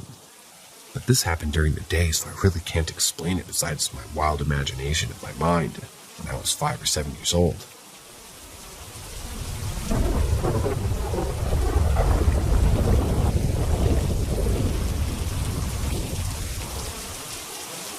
Demon Dog of San Bernardino. It was the summer of 2006, and at the time I'm a 14-year-old little troublemaker, skipping school, smoking copious amounts of weed, tagging up walls, all that. That day I was caught in the back smoking weed by the school's police. They confiscate my weed, throw my joint on the floor, and then give it a hefty ticket and a court date. I shrugged it off, acting like a tough guy, so I skipped school, walked home that day, trying to think of what I'm going to tell my mom or my old man. Slowly, hour by hour, just panicking, thinking, man, I'm going to get my butt kicked that night. On the verge of an anxiety attack, I leave my house at 1 a.m, walk around wandering the street with my marker in hand, of course, tagging and just trying to distract myself. I say, let me go down to the street and see if the liquor store is still open. And guys, I kid you not, I always had my head on a swivel. I looked in that direction multiple times. I was walking toward the liquor store, and out of nowhere, from behind a streetlight, the strangest, ugliest, most menacing dog I've ever seen in my life. Its coat, its demeanor, its presence. I've never ever experienced that with a dog. Looked like a mastiff or a Rottweiler, and a boxer had a baby, and just there in the light staring at me. Waiting for me to get an inch closer, I stop in full panic mode. Run across the street, not looking both ways, and then my panic is broken when the lights of a police car shine upon me and the officer parks, gets out of his car, and proceeds to chase me. And when I finally stopped, I was asked, why are you running? I said, didn't you see the massive dog underneath the light? She said, what dog? There's nothing there. Till this day, people suggest that this was maybe some sort of evil spirit. Some say it's probably protecting you. But whatever it is, sure gave me a fright. Possession moment? I give the title that name because you can let me know what you think after this story. Over the weekend, I went to a museum full of haunted objects. At this museum, you could rent spirit boxes, and the guy in front of me and my friend had one.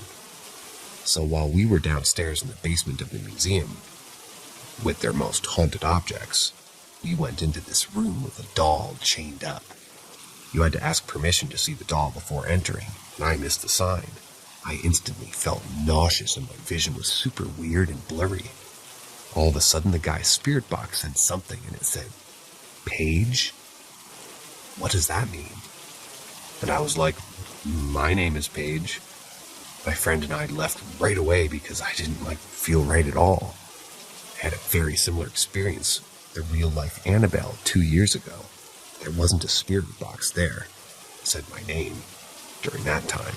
So crazy to think that it actually happened. For those wondering about my Annabelle experience, I went to see Annabelle 2 years ago, and I asked for permission to take her photo. I looked directly in her eyes when asking, and I can't explain the feeling I got when I asked. It felt so demonic, but yet I still decided to take the photo. Multiples. I ended up getting sick, to the point where it felt like my body was literally shutting down. No matter what I did, nothing helped. I went to the hospital, which is crazy for me in general because I never go to the doctors. They couldn't find anything wrong. I'll never forget that experience because whatever entities attached to Annabelle took over me. It took me weeks to get over. And now I hope I never come across her again. A bucket list item leading to absolute terror.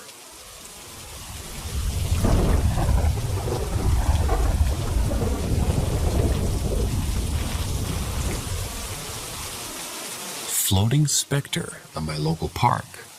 Interested in what you people think. I live in a relatively rural town in the UK, so it isn't considered too unnatural to go out late at night and walk around the area as a teen. When I was 16, I began struggling with a rough bout of depression, meaning I often couldn't sleep at night. Therefore, a late-night walk to clear my head was a common activity of mine. I did this often, and despite the occasional drunk stumbling home from town or a rambling junkie, I never experienced anything that put me off from going on walks. This was until I experienced one of the very completely unexplainable moments in my life. One evening, I was laid in bed watching YouTube, and as usual, I couldn't sleep, so I decided to do a quick walk around the block. It was late spring, so I wasn't apprehensive about any bad weather.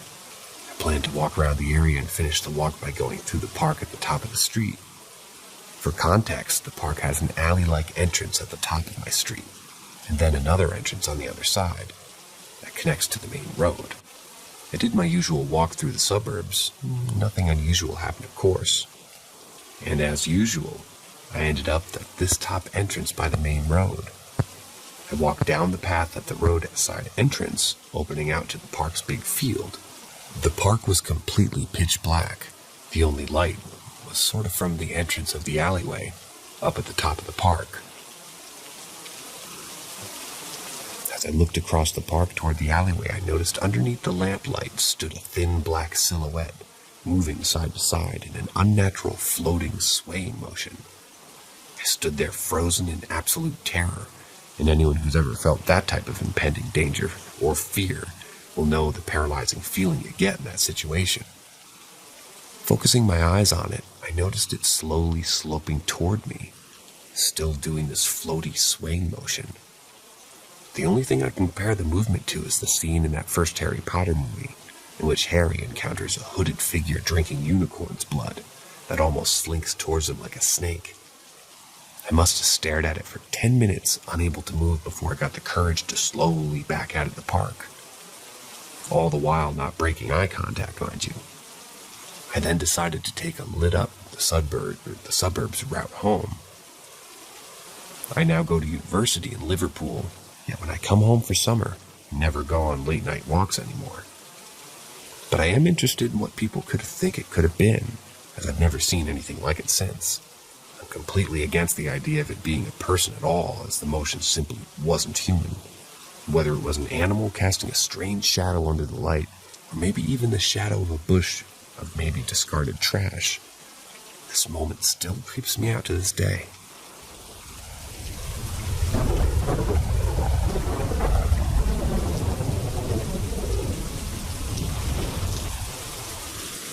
My ghost story from when I was a teenager.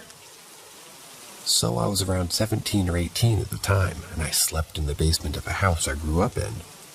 I had a mattress there, and I would sleep in front of our dryer, with the mattress pointed away from the dryer and my pillow on the end farthest from the dryer. Nothing spooky or weird had ever happened in this house in the time I grew up there before this story. I should add that when I slept, it was pitch black in the room, because being a basement, there really wasn't anything or anywhere for light to get in from. It was so dark that even after your eyes adjusted, you still couldn't see a foot in front of you. Never had a problem with that since I slept well that way. Anyhow, one night I'm snoozing away, and sometime very late in the night, I suddenly awoke to see something standing in front of the dryer, and my feet. A transparent woman dressed in an old-style clothing, like something from the Old West. Long skirt, button-down shirt of some sort, and hair pulled back in a bun. She was holding what looked like a modern laundry basket, and as I laid there for a couple of seconds trying to understand what was going on, she suddenly emptied the laundry basket by tilting it forward towards me. Out of it fell a waterfall of transparent laundry, which I couldn't see clearly since it was bunched up like laundry usually is. At this point, maybe 4 to 5 seconds into the incident, I jumped backwards off the mattress and crashed into a bunch of cardboard boxes filled with household items my parents stored in the basement. To say I was scared is a major understatement. The crashing around that I did woke the whole rest of my family, who turned on the basement light to see what was making all the noise. At this point, the woman had vanished and I was completely alone. This incident shook me pretty good, as I'd always been a skeptic of the existence of spirits and ghosts.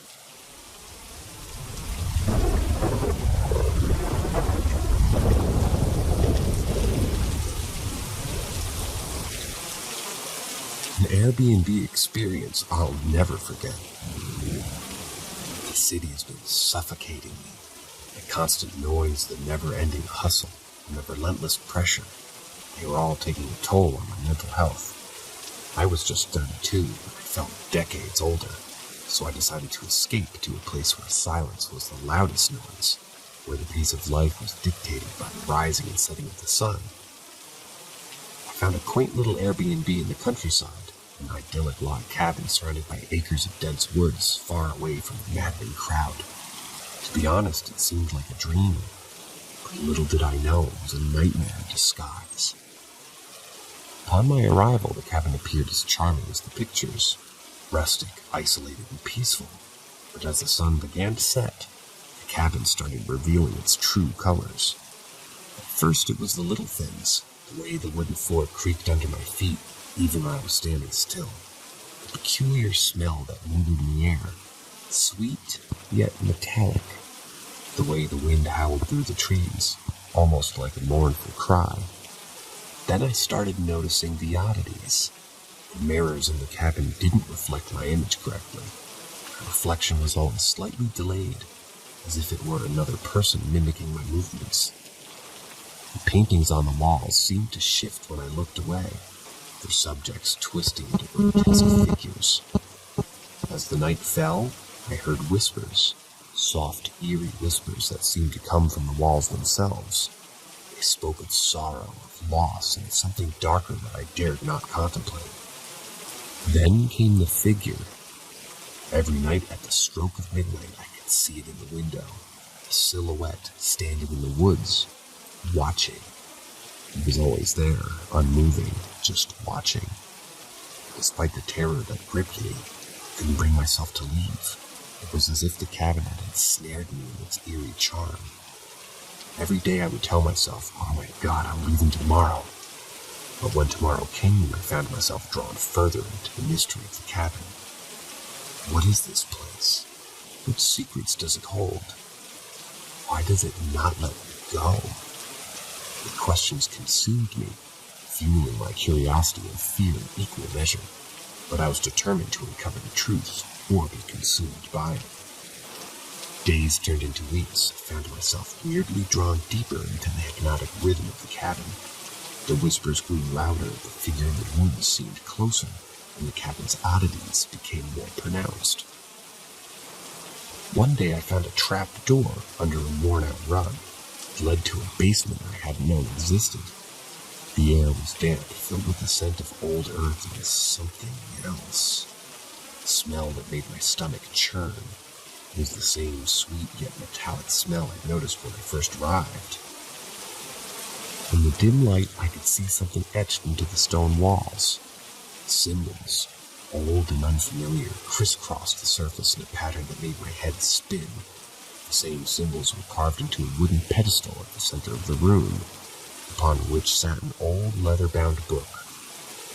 As I approached the book, the whispers grew into a cacophony. I could hear distinct words, now a chant, repeating the same phrase over and over. I couldn't understand it, but I felt a pull, like a pulsion to open the book. With trembling hands, I opened it. The pages were yellowed with age, covered in the same symbols from the walls. But there in the middle of the book was a picture that made my blood run cold. It was a cabin, and standing by the window was a figure. The same figure I saw every night. But in the book, the figure wasn't outside the cabin. It was inside, staring directly at me. I recoiled in horror. Dropping the book, the room plunged into silence. I could feel a presence behind me. I didn't want to turn around. I didn't want to see what I knew was there, but I had to. I turned around, and there it was, the figure. It was no longer a silhouette, but a clear, ghastly apparition. It was as if someone had taken a snapshot of despair and molded it into a humanoid shape. It reached out for me with a hand that was both there and not there. My instinct screamed at me to run, but my feet were rooted to the spot. I was a statue, a prisoner of my own fear. The apparition's hand touched my face. It was ice cold, yet it burned. As it did, I felt a wave of emotions flood into me. Sadness, anger, fear, despair. These weren't my emotions. They were its. Suddenly I was somewhere else. I was still in the cabin, but it was different. Alive, filled with people. I was seeing through someone else's eyes, feeling their emotions, living their memories. I was the apparition. I saw the cabin as it was, not a building, but a prison, a place of punishment for those who dared to challenge the natural order. The apparition, I realized, was not a ghost, but a prisoner trapped in the cabin for an eternity. The memories became darker, filled with pain and sorrow. I felt every moment of the apparition's loneliness, every second of its despair. It was too much. I screamed, or at least I thought I did. The next thing I knew, I was back in the basement, the apparition gone. I left the cabin the next morning. As I walked away, I could still feel its gaze on me. But it was different. It was no longer a gaze of menace, but of gratitude. I had shared its pain and solitude. I had given it something it hadn't had in a long time. Company. As I left, I glanced back one last time. There in the window stood the figure, watching me leave, but this time it wasn't alone. Standing next to it was another figure, a familiar one. It was me. I had left the cabin, but a part of me would always remain trapped in the eerie solitude, forever sharing the cabin's haunting secret.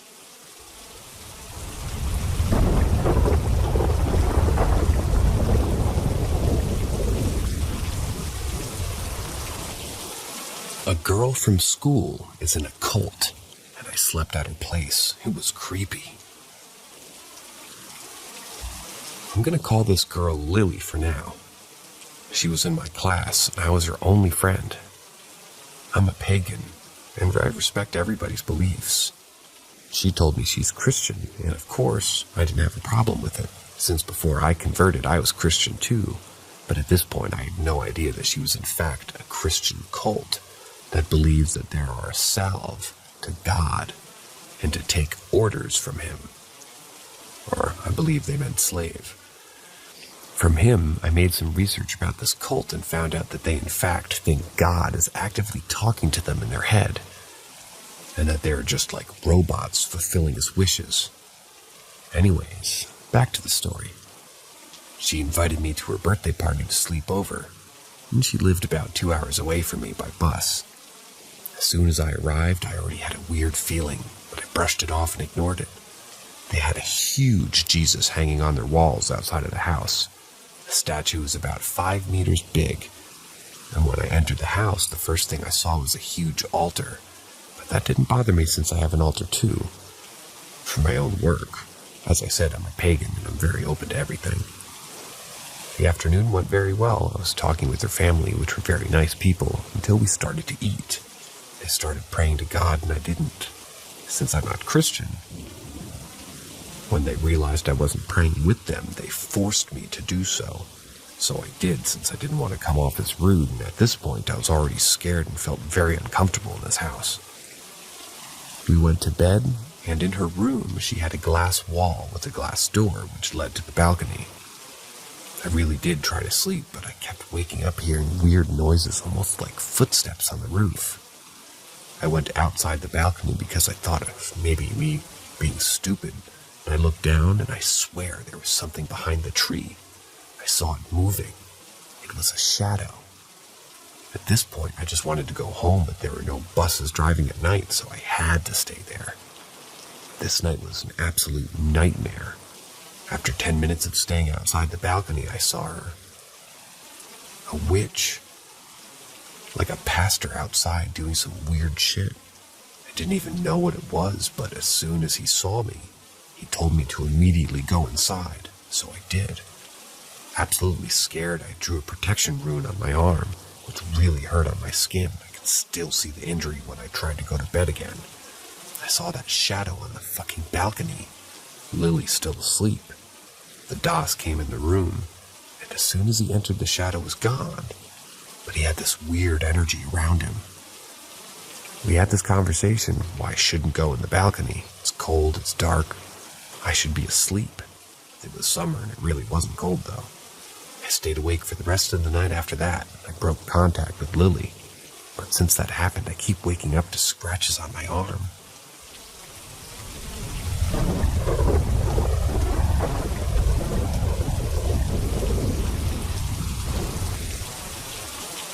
The man in the cowboy hat. When I was roughly 18 years old, I spent a lot of time at my best friend's house just outside the suburbs in Toronto, Ontario.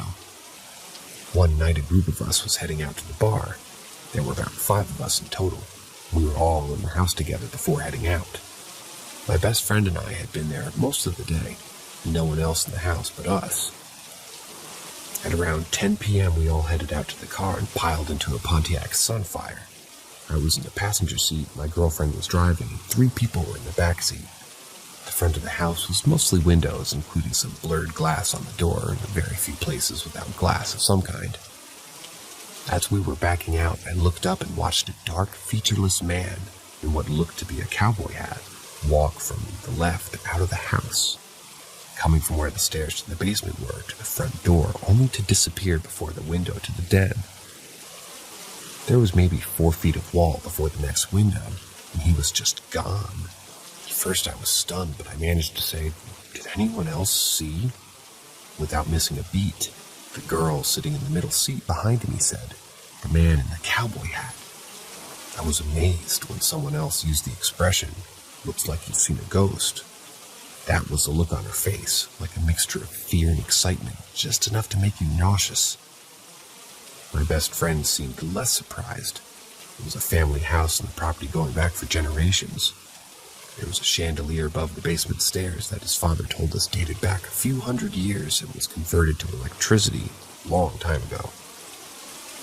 The area the man came from was the basement stairs. Only we realized after that we saw him, there was no way that he could have been walking from where he was walking. There were stairs and his height didn't change. After a few minutes of trepidation, we all went back into the house together. We searched everywhere for the man, and I mean everywhere. If there was a man living in the walls, we needed to find out. All the doors were closed and locked. All the windows were closed and locked too. There was nobody else there. To this day, I have zero doubt that we saw some sort of paranormal entity. My best friend mentioned his grandfather, and we did ask his dad, but we still don't know for sure who or what it was. The fact that the 2 of us saw the exact same thing at the exact same time made it extraordinary. It made me feel a bit less crazy.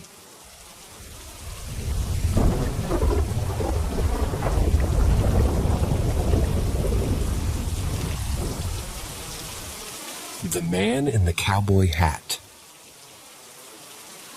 When I was roughly 18 years old, I spent a lot of time at my best friend's house, just outside the suburbs of Toronto, Ontario.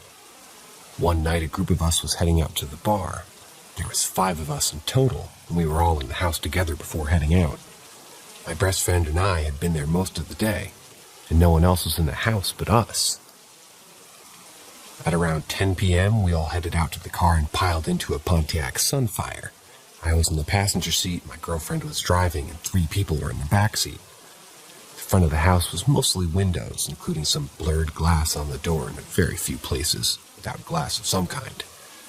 As we were backing out, I looked up and watched a dark, featureless man in what looked to be a cowboy hat walk from the left of the house, coming from where the stairs to the basement were, to the front door, only to disappear before the window to the den. There was maybe 4 feet of wall before the next window, and he was just gone.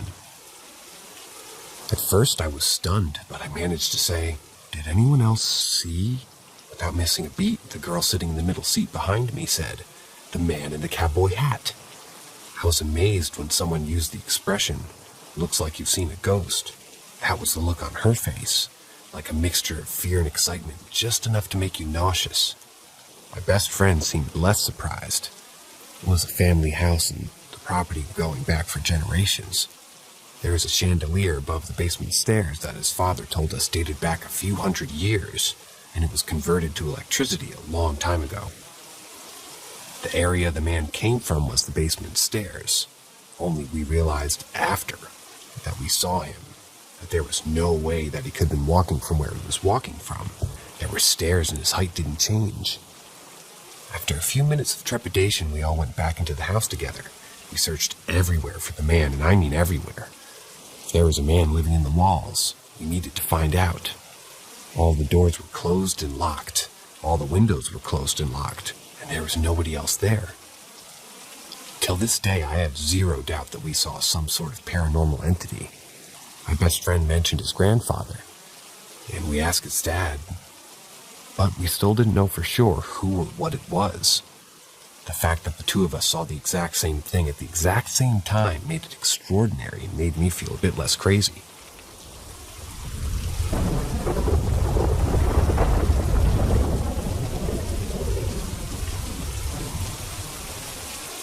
Visited by a wraith. Back in around 2005, I was on a family vacation in Pigeon Forge, Tennessee.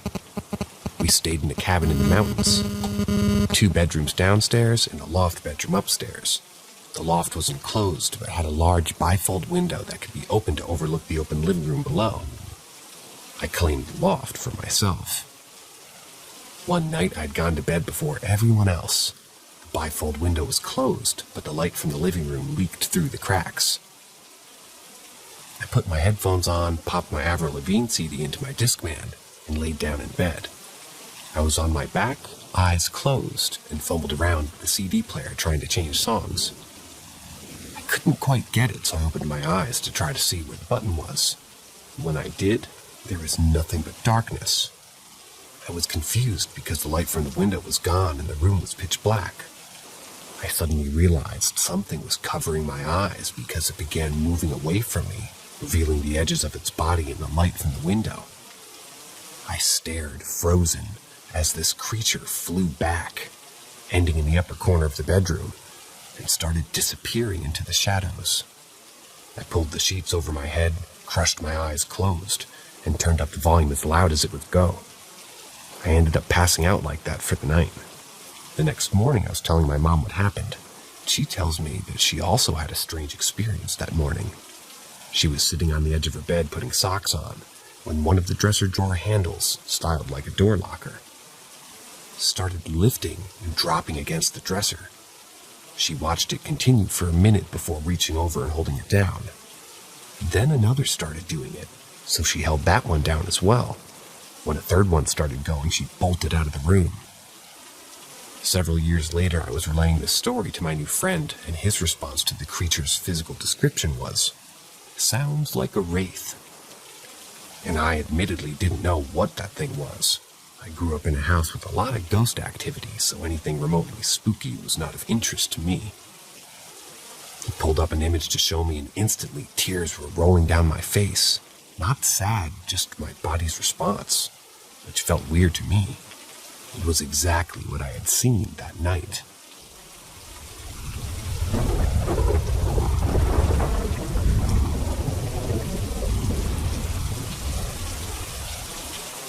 This is gonna sound really dumb. I'm currently house or cat sitting for a friend who had to go out of town for a family emergency. She asked me, as I often spend time at her place and her cat's comfortable with me. When she told me I was going to be a few days, I packed a bag. It wasn't much, just a change of clothes and toiletries that included my toothbrush and a bottle of Listerine mouthwash. On the night I arrived, I put all my stuff away, my toothbrush and the mouthwash. I put it on top of the bathroom cabinet, out of reach of her cat. Before I went to bed, I remember using the mouthwash. I poured some into the cap, knocked it back, and put the cap back on and put the bottle atop the cabinet. I rinsed, turned off all the lights in the place, made sure that the cat was okay, and then went to bed. Next morning, I wake up around 8 to feed the cat. And as I'm walking past the bathroom, I noticed the Listerine is missing from atop the cabinet. My first thought was that the cat might have leapt up during the night and knocked it off. But scanning the bathroom floor revealed that this wasn't the case. I searched around the house thinking maybe I'd randomly placed it somewhere else without realizing, but no. The bottle has completely disappeared into the ether. I'm going home tomorrow and I'm thinking about maybe not telling my friend about it. How am I going to say I've lost an almost full bottle of mouthwash in your house? I spoke to a mutual friend of ours about it, and she said that she always found this house to be creepy, and on one occasion her and her friend heard a voice upstairs. So my question is this: if ghosts are real, do they do this kind of thing? If so, where the heck would they stash a bottle of mouthwash?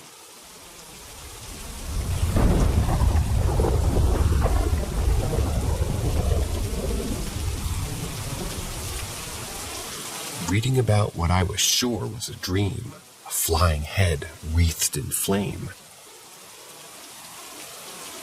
One night when I was young, about 10 years old, I awoke to notice I was being watched through my window by what appeared to be an old man's face.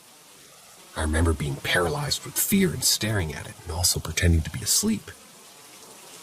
It looked like an old white man's face angrily staring at me, but I also remember thinking maybe it's Frost.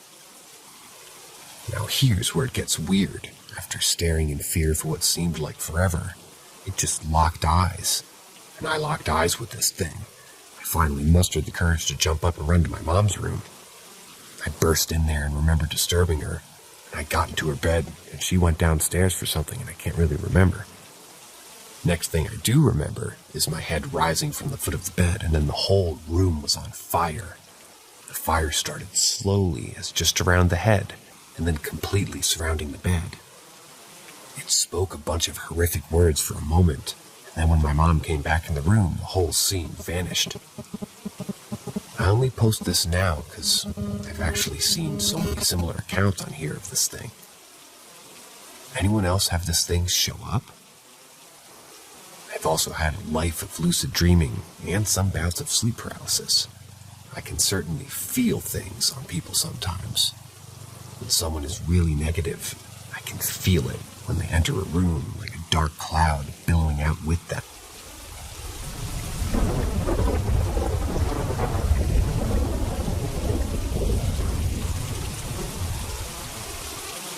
My grandfather's ex-girlfriend wasn't human. Back in 1970, when my grandpa was 18, he was dating this girl who was a year younger than him for over a year. We're going to call this girl S. S was beautiful, sweet, kind, and easy on the eyes, according to him. When summer started, S invited him to her parents' house in the province. S was currently staying with her aunt while she went to school in my grandpa's town. My grandpa was skeptical at first because the area that S lived in was quite rural and would take 5 hours to arrive by bus. But Grandpa was infatuated with S, so he said, what the hell, why not? So with permission from his parents, he packed up, and he and S were on their way. When they arrived at her hometown, he noticed a lot of people were staring at them. It was a small town, so the population wasn't that big. S showed him around where the shops were, the diners, etc. But Grandpa would notice people staring at them. The one time he heard a couple whisper, "Aswang." If you're wondering what the hell an aswang is, in Filipino folklore, an aswang is a malevolent, shape-shifting, flesh-eating monster. From what I learned by the day, that they look and act like normal people. However, at night, they reveal their true selves. Back to the story. So S and Grandpa arrive at S's house. It was a large 3-story wooden home. Grandpa then met S's parents. They greeted him warmly and invited him in, and exchanged talks over dinner. Grandpa said that they seemed like a couple of nice, normal people. On the first night, he was sleeping in S's room on the 2nd floor. Grandpa woke up hearing a strange noise. The first thing he noticed was that S was gone. He assumed that she must have went to the bathroom, so he lied down again. But the weird sound continued. It was coming from the floor above. He said that it sounded like cats scratching its claws on the wooden floor, accompanied by what sounded like a person mumbling. He tried to ignore it, but it started getting louder until he could hear multiple clawing noises from above, like multiple cats scratching on the wooden floors as well as mumbling. S still hasn't come back at this point, which made him worry. But when he heard loud thumping from upstairs, like a person jumping, Grandpa's really weirded out at this point, so he covers his ears with his pillow. The next day, he told S that their cats were really loud and that he couldn't sleep. S just looked at him confused and said, "You don't have cats." "Huh? That's weird. I could have sworn I heard cats last night," he said. On the 2nd night, he was woken up again by the same sounds. He said at that point he was thinking, "What the bleep?" Then he hears loud grunting from above, like an animal in pain. He tries to go back to sleep, but then he's startled by what sounded like a roar.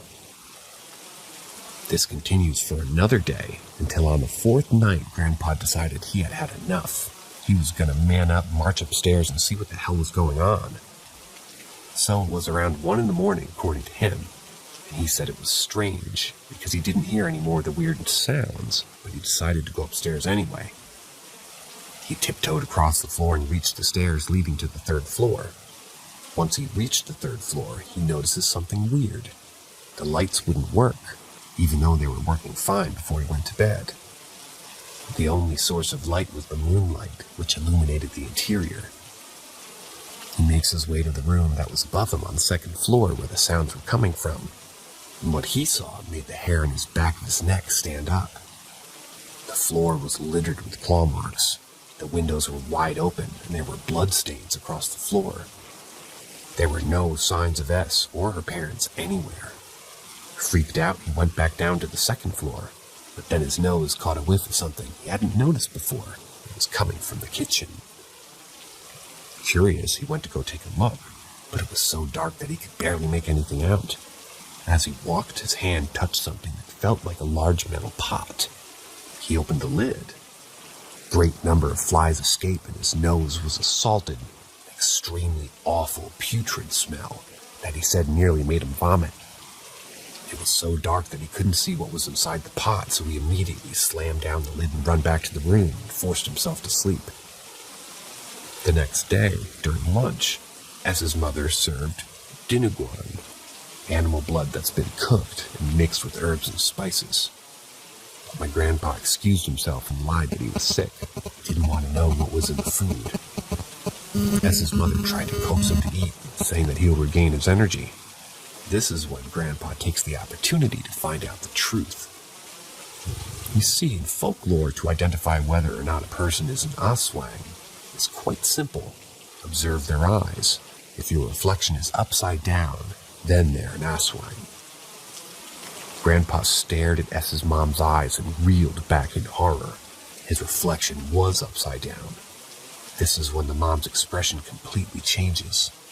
She went from concerned to angry and was glaring hard at Grandpa An expression that basically says, according to him, "You shouldn't have done that."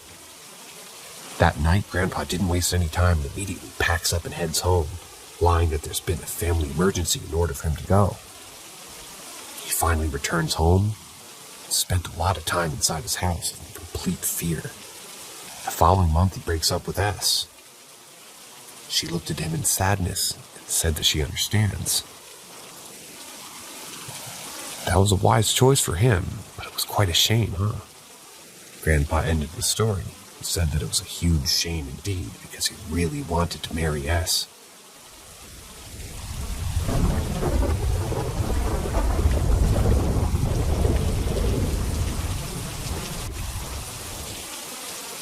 This has stayed with me 10 plus years, and it still sends shivers down my spine. Years ago, I lived in a cabin with my husband and young child, 3 years old, and 1 dog. The layout of the house plays a role. The front door led to the living room, and there was a small hallway that led to the kitchen and our kids' room off to the right. In the hallway, there was a bathroom. In the main bedroom, off of that, our dog used to sleep in the hallway. It was late, and my husband and kid were sleeping. I had been in the living room watching TV, but I heard a noise, like a whine or like I was being called, and it made me jump. It was weird. It was sounding like my kid, but not really. But at that point, I had just assumed it was her, so I had walked down the hallway with the dog. And the dog was sitting up staring at my kid's room. So I stepped around her and walked over to my kid's room. My child was sitting straight up, looking straight, not making a noise. I laid her back down and went toward the living room. Again, I heard the same odd, hard-to-describe noise. Walked back down to her room. Again, the same thing. The dog looked on edge as well. I stayed up for a little while to make sure that she had gone back to sleep and to get the dog to relax. I eventually went into the bedroom and laid down. Still, my ears were on high alert, given the circumstances. I laid there for a while trying to sleep, but it seemed like something was stopping me from relaxing enough to actually fall asleep. I tossed and turned a bit. I had been laying on my right side facing my closet, and when I rolled back onto my back, I saw something that has forever stayed with me. I legit see it so clearly as I write this. At the end of my bed stood a small boy, probably 7 or 8. My eyes literally couldn't blink. I was shocked but not terrified like most would think. I was bewildered because I could see him clear as day. Young boy with a hat and tannish clothes with suspenders. I swear on everything that he said, I turned away, because now I thought I was losing my mind. Not only could I see him clear as day, but now I could hear him speaking. It sounded like help. I rolled back toward the closet and closed my eyes real tight, and I was hoping he'd disappear. But nope, I was wrong. When I opened my eyes, he was now standing directly in front of my face. Like I said, he was like 7'8", so his face was right in front of mine when I opened my eyes. While looking this boy straight in the face, he said something, and all I could think of was the TV shows that say all you have to do is tell them to leave, and it's okay to move on. So I had reopened my eyes, hoping he was gone, and as I went to say, it's okay to pass on, and to please leave my home, I got 99% of it out, and said the last word. I clearly heard him, and I watched him raise his hand slightly. And so, wait. When I blinked, he was gone. Scared shitless, I got up, checked my kid's room, and she was fast asleep. My dog was relaxed, now asleep in the hallway, and nothing seemed weird anymore. I laid back down, freaked out, thinking I was going crazy. At some point, I fell asleep. The next day, I told my husband and best friend. My boyfriend was completely taken aback by how out of this world it was. My husband was shocked that he didn't hear anything while it was happening. The image of this boy has stayed with me ever since. I googled the property that I was living in at that point to see if any children who looked like him had gone missing and never really uncovered anything shady. The property was at the location of a war that was fought. And there were a couple youngins who had gone missing, but nothing concrete. I've had random odd things happen, like feeling someone run in my head from behind us. This is something that's always stayed with me. His face is just as detailed today as it was over a decade ago.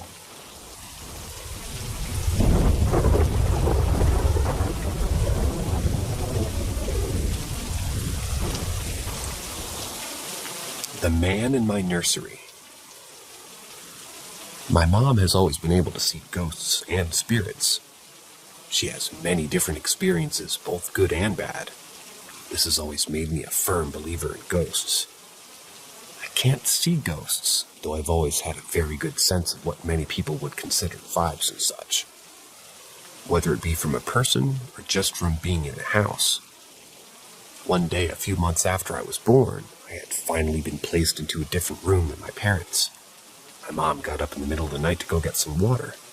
She didn't know exactly why she woke up so suddenly, but pushed it off as maybe not being a big deal as she, just wandered into the kitchen. When she got into the kitchen, she had a glass of water, and she seemed like out of the corner of her eye, she saw a sort of figure, and it was walking into my room. My mother, of course, decided to follow this said figure. She didn't know whether she had just been imagining it, or maybe she wasn't going to risk it. When she was walked to my room, she could hear giggling coming from inside. Once she gets into my room, she notices the figure standing next to my crib with a smile. It was an old man wearing large glasses. The man notices my mom in the doorway and nods slightly before walking out the door of my crib without a sound. My mom stands there for a second, making sure I was all right. I was. In fact, I was smiling myself. She then walked out of my room and headed back to bed, not mentioning any of this to my dad, who was asleep. A few weeks later, my mom and dad were going through some old photos of my dad's family. While looking through the photos, my mother notices a picture of an old man with large glasses. She immediately recognizes the man as the same man who was in my room. She asks my dad who the man was, and he explains that it was my grandfather who had passed away years before he had even met my mom. My dad and his grandfather were very close, and my grandfather's death had a huge impact on my dad. My mother told my dad about how she had seen his grandfather in my room that night when she got up for water. This honestly has to be one of my favorite stories my mom told me about, because it made me know that even though I never met my great-grandfather when he was alive, he still cared and wanted to meet me.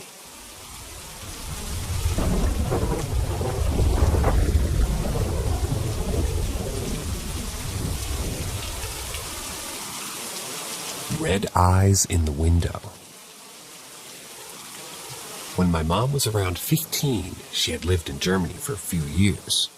Her and her parents lived in an old 3-story brick house. Though this was a rental house, which they were only going to be living in for a small amount of time. One night when my mother went to bed, she tossed and turned, unable to sleep for some reason. She didn't know why, but she had a horrible gut feeling. She finally decided to sit up in her bed knowing that something was definitely wrong. Though before she decides to go in her parents' room, she sees a figure standing outside of her window. The outline of a man. The only thing that can be properly made out was the fact that this man had red eyes. My mother wanted to scream for a second, but then something hit her. Her room was on the 3rd floor of the house. There was no way anybody could be standing outside her window, unless they had gotten a ladder and climbed it. But the noise surely would have woken up the whole house. If not, at least she would have noticed. Something in my mother told her not to get up and just to go lie back down and pretend to be asleep, as if she didn't see anything. As much as she wanted to go running to her parents' bedroom, something deep down was sending off alarms telling her not to. The whole night my mom laid in her bed, unable to get up, but unable to fall asleep due to the pure fear overtaking her. She sighed in relief, though she was still unable to go back to sleep, so she got up and walked to her parents' bedroom, where she woke them both up and told them what happened. My grandfather, her dad, walked to my mom's room. Though him and my grandmother didn't really believe my mom, thinking that maybe she was just having a bad dream or something like that, he told her it was nothing and that no one could have been in her window since they were far too up from the ground. My mom begged my grandparents to believe her, saying that she wasn't able to sleep all night nor get up to tell the two of them. Though they still didn't believe her. 2 weeks go by and my mother had only seen the man at her window 5 other times, though she felt like it was being constantly watching her, in the neighborhood that is. She kept telling her parents, though, each time that they didn't believe her, saying that she was just imagining it. Then whenever my grandparents were visiting with the next-door neighbor, my mother's so-called nightmares were brought up by the grandparents to the lady. The lady went pale as a ghost the moment my grandfather described the man my mother had described to them time and time before in the last week. The lady said it was a spirit, and that it had been around for decades, just standing outside of the young girl's room watching them. No one knew why or when the first time the spirit had arrived, but when it did, it never left. Most of the neighbors believed it to be an evil spirit who would prey on the young girls, and once it had its eyes on its next victim, the girl would go crazy seeing the man everywhere they go in the neighborhood. Though it was just a rumor, this was enough to make my grandparents freak out and move out of the rental as quickly as they could, which luckily was extremely quick since they had just moved in and most of the boxes hadn't even been unpacked yet. This had to be one of the more creepy stories my mom had told me. Though many people wouldn't see it as bad, my mom was terrified. Even telling the story, which she won't do often, you can tell she gets freaked out.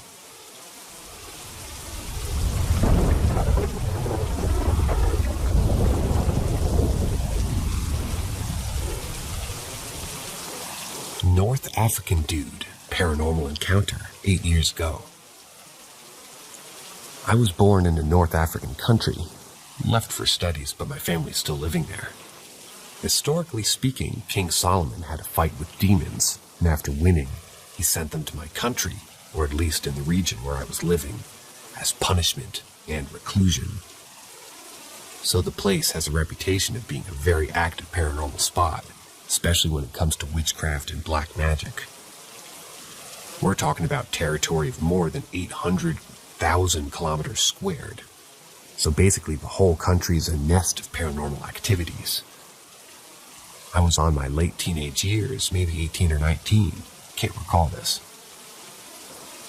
We are all living in a kind of mansion house, 3 floors, 300 meters squared, so I'll let you imagine how big the thing is.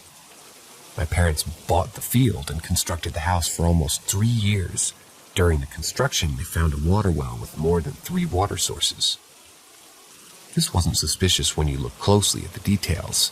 Spirits and demons are always looking for a source of conduction, and water seems to be a very good source to them. Anyways, long story short, one so-called January night, I was chilling on my Xbox 360 on the 2nd floor while my parents were in the basement sleeping deeply. As this place of the house is always the warmest during winter nights, and I wanted to stay alone in order to profit from my, long gaming nights. I remember that I was completely sober, no lust of sleeping, and I wasn't tired. And as a person, I was always fascinated with the invisible world, not scared at all. As a Muslim, my religion taught me to stay strong against the invisible world and understand that each being has its own life and own perception of living. But at the time, I was too young and never experienced anything of that sort. After 6 hours straight of playing Street Fighter and FIFA, I decided that my eyes were deserving some rest. So I went to the toilet in front of my room. I left the door half open when I came back. I was preparing myself to lay on the pillow when I heard the sound of the door opening. I thought at first that it was the aftermath of me just moving quickly and impacting the door. But when I looked at the door, in what seemed to be like an eternity, I saw a woman. Couldn't see what she looked like, no eyes, shape, or color. Just a woman with long, blood-red hair and a white dress standing in front of me. With some reflection, I think she stayed for like 3 seconds before coming inside. Sitting in the bed next to me, there were 2 beds, because my cousin used to come over a lot, and told me in a nice voice, "You've a lot of dead people in this house. It may seem nice in English, but in my local language, I can assure you that it was one of the creepiest things you may ever hear. I jumped out of my bed and ran straight to the basement. I waked my parents up and told them what happened. My father took a tire-changing tool, don't ask me why, and went to my bed to check if she's still there, and my mother was so calm that I thought I was just crazy. It turned out that she knew exactly what happened to me and didn't want to overreact. I'm 27 years old now, and I left my parents' house 2 years ago from that day. I was never allowed to sleep alone in that room. 3 years ago, a friend of my sister, a medium, came for a visit and told us that the house looks like maybe demons or a spirit hotel. I still don't know what to do, but I am glad I'm not living in that house anymore. Because what I told you now, it's the most notable event that happened, really. Other things like footsteps and noises and nightmares, things changing places randomly and the side eye of shadows are normal to me now.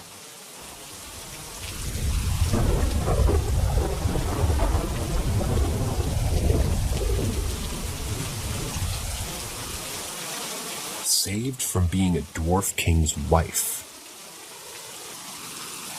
Back when I was in primary school, around 7 years old, I'm 32 now, we lived in a small apartment that was surrounded by trees. We had neighbors, but you'd have to go through a narrow alleyway before you get to the village's road. I always play either by myself or with other kids under a huge mango tree or some other small fruit tree, and sometimes we'll get distracted and not notice the time until it's pretty late. Then I'll come home. I had no idea that this was the start of a couple of weird and scary 6 years to come. Ever since I had my first communion at 6 years old, every time I'd go to Sunday Mass, and during communion rites, I will always faint. If not, I'll feel dizzy to participate. I always attributed that to either lack of sleep or a hot temperature in the church or whatever. My parents had me checked for anemia and anything that could cause frequent fainting spells, but the doctors can't find anything. They said I should just get some rest, drink water, stay healthy, and the other common stuff. Fast forward to when I'm 10 years old, I started seeing little black shadows before fainting. Again, this happened during the communion rite. The scene is this. I'll start feeling sick, either can't breathe, dizzy, or just feel like vomiting. And when people start to fall in line for communion, I will see these little shadows like they're looking for someone. Then if I make eye contact with any of them, I'd lose consciousness. I never told my parents about this and kept happening around until the age of 12. I always thought that they were like hallucinations and I'm about to pass out. Since I was a child, I never believed in superstitions. I only believe in anything that had a scientific explanation or logic. For when my mom told me not to cut my nails in the evening because they said somebody was going to die or a soul would possess my body once I threw my cut nails in the trash, I kept telling them, nope. I'll tell them if they tell me it's because it's dark. I won't be able to see where I'm cutting them, and I'll believe you. When I started having my menstrual period at 12, the attacks became longer. The fainting spells would now start when the homily starts, and I'll regain consciousness after the communion rites. My parents and my other aunts started being weirded out by this because they'd been bringing me to doctors, but nothing. No diagnosis still. Then my healer grandpa, my mom's uncle, came from the province to come visit Manila, and we met to catch up with each other. A healer in the Philippines, otherwise known as an albulario, is a witch doctor, folk healer, or medicine man who practices folk medicine and uses medicinal plants in their combination of modalities such as herbalism, prayers, incantations, and mysticism. We could say it's similar to a shaman. Their services are considered either a first or last resort for addressing illnesses, and their patient claims that the practitioner has supernatural powers that modern medicine doesn't provide. Anyways, my mom told him everything. He said that he can't see anything when he looks at me. I didn't understand this until later. He said that there's a veil covering me like a protection of some sort. So they did a suab, where I had a bedsheet draped over my head and a pot of boiled water with me, inside with tons of leaves thrown into it. The goal of the suab is for the person being treated to inhale the steam from the medicinal herbs in the pot of boiling water, while the healer is outside praying and speaking in tongues to rid themselves of bad energy. Once done, I remember the covers being lifted, and then I lost consciousness. When I woke up, it was time for my grandma to leave, so we bid him goodbye. My mother didn't tell him what happened, nor did I ask. That next Sunday, I completed Mass without fainting. Everyone in my family, even the other families at church, were congratulating me for not fainting. So the fainting has never happened anymore, but I sometimes still see shadows in my peripheral vision. I thought that they were just my imagination, or maybe I just had bad eyesight. This is what I thought until we were visited by my grandpa again 2 years later, and he started asking my mom about my suitor. This raised my eyebrows, and I asked what he was talking about. There was a dark dwarf king that wanted me to be his wife. The veil that Grandpa was describing was a veil put by the dwarf king to hide me from the other dwarves. This also hid the fact that I was wearing a crown of thorns underneath.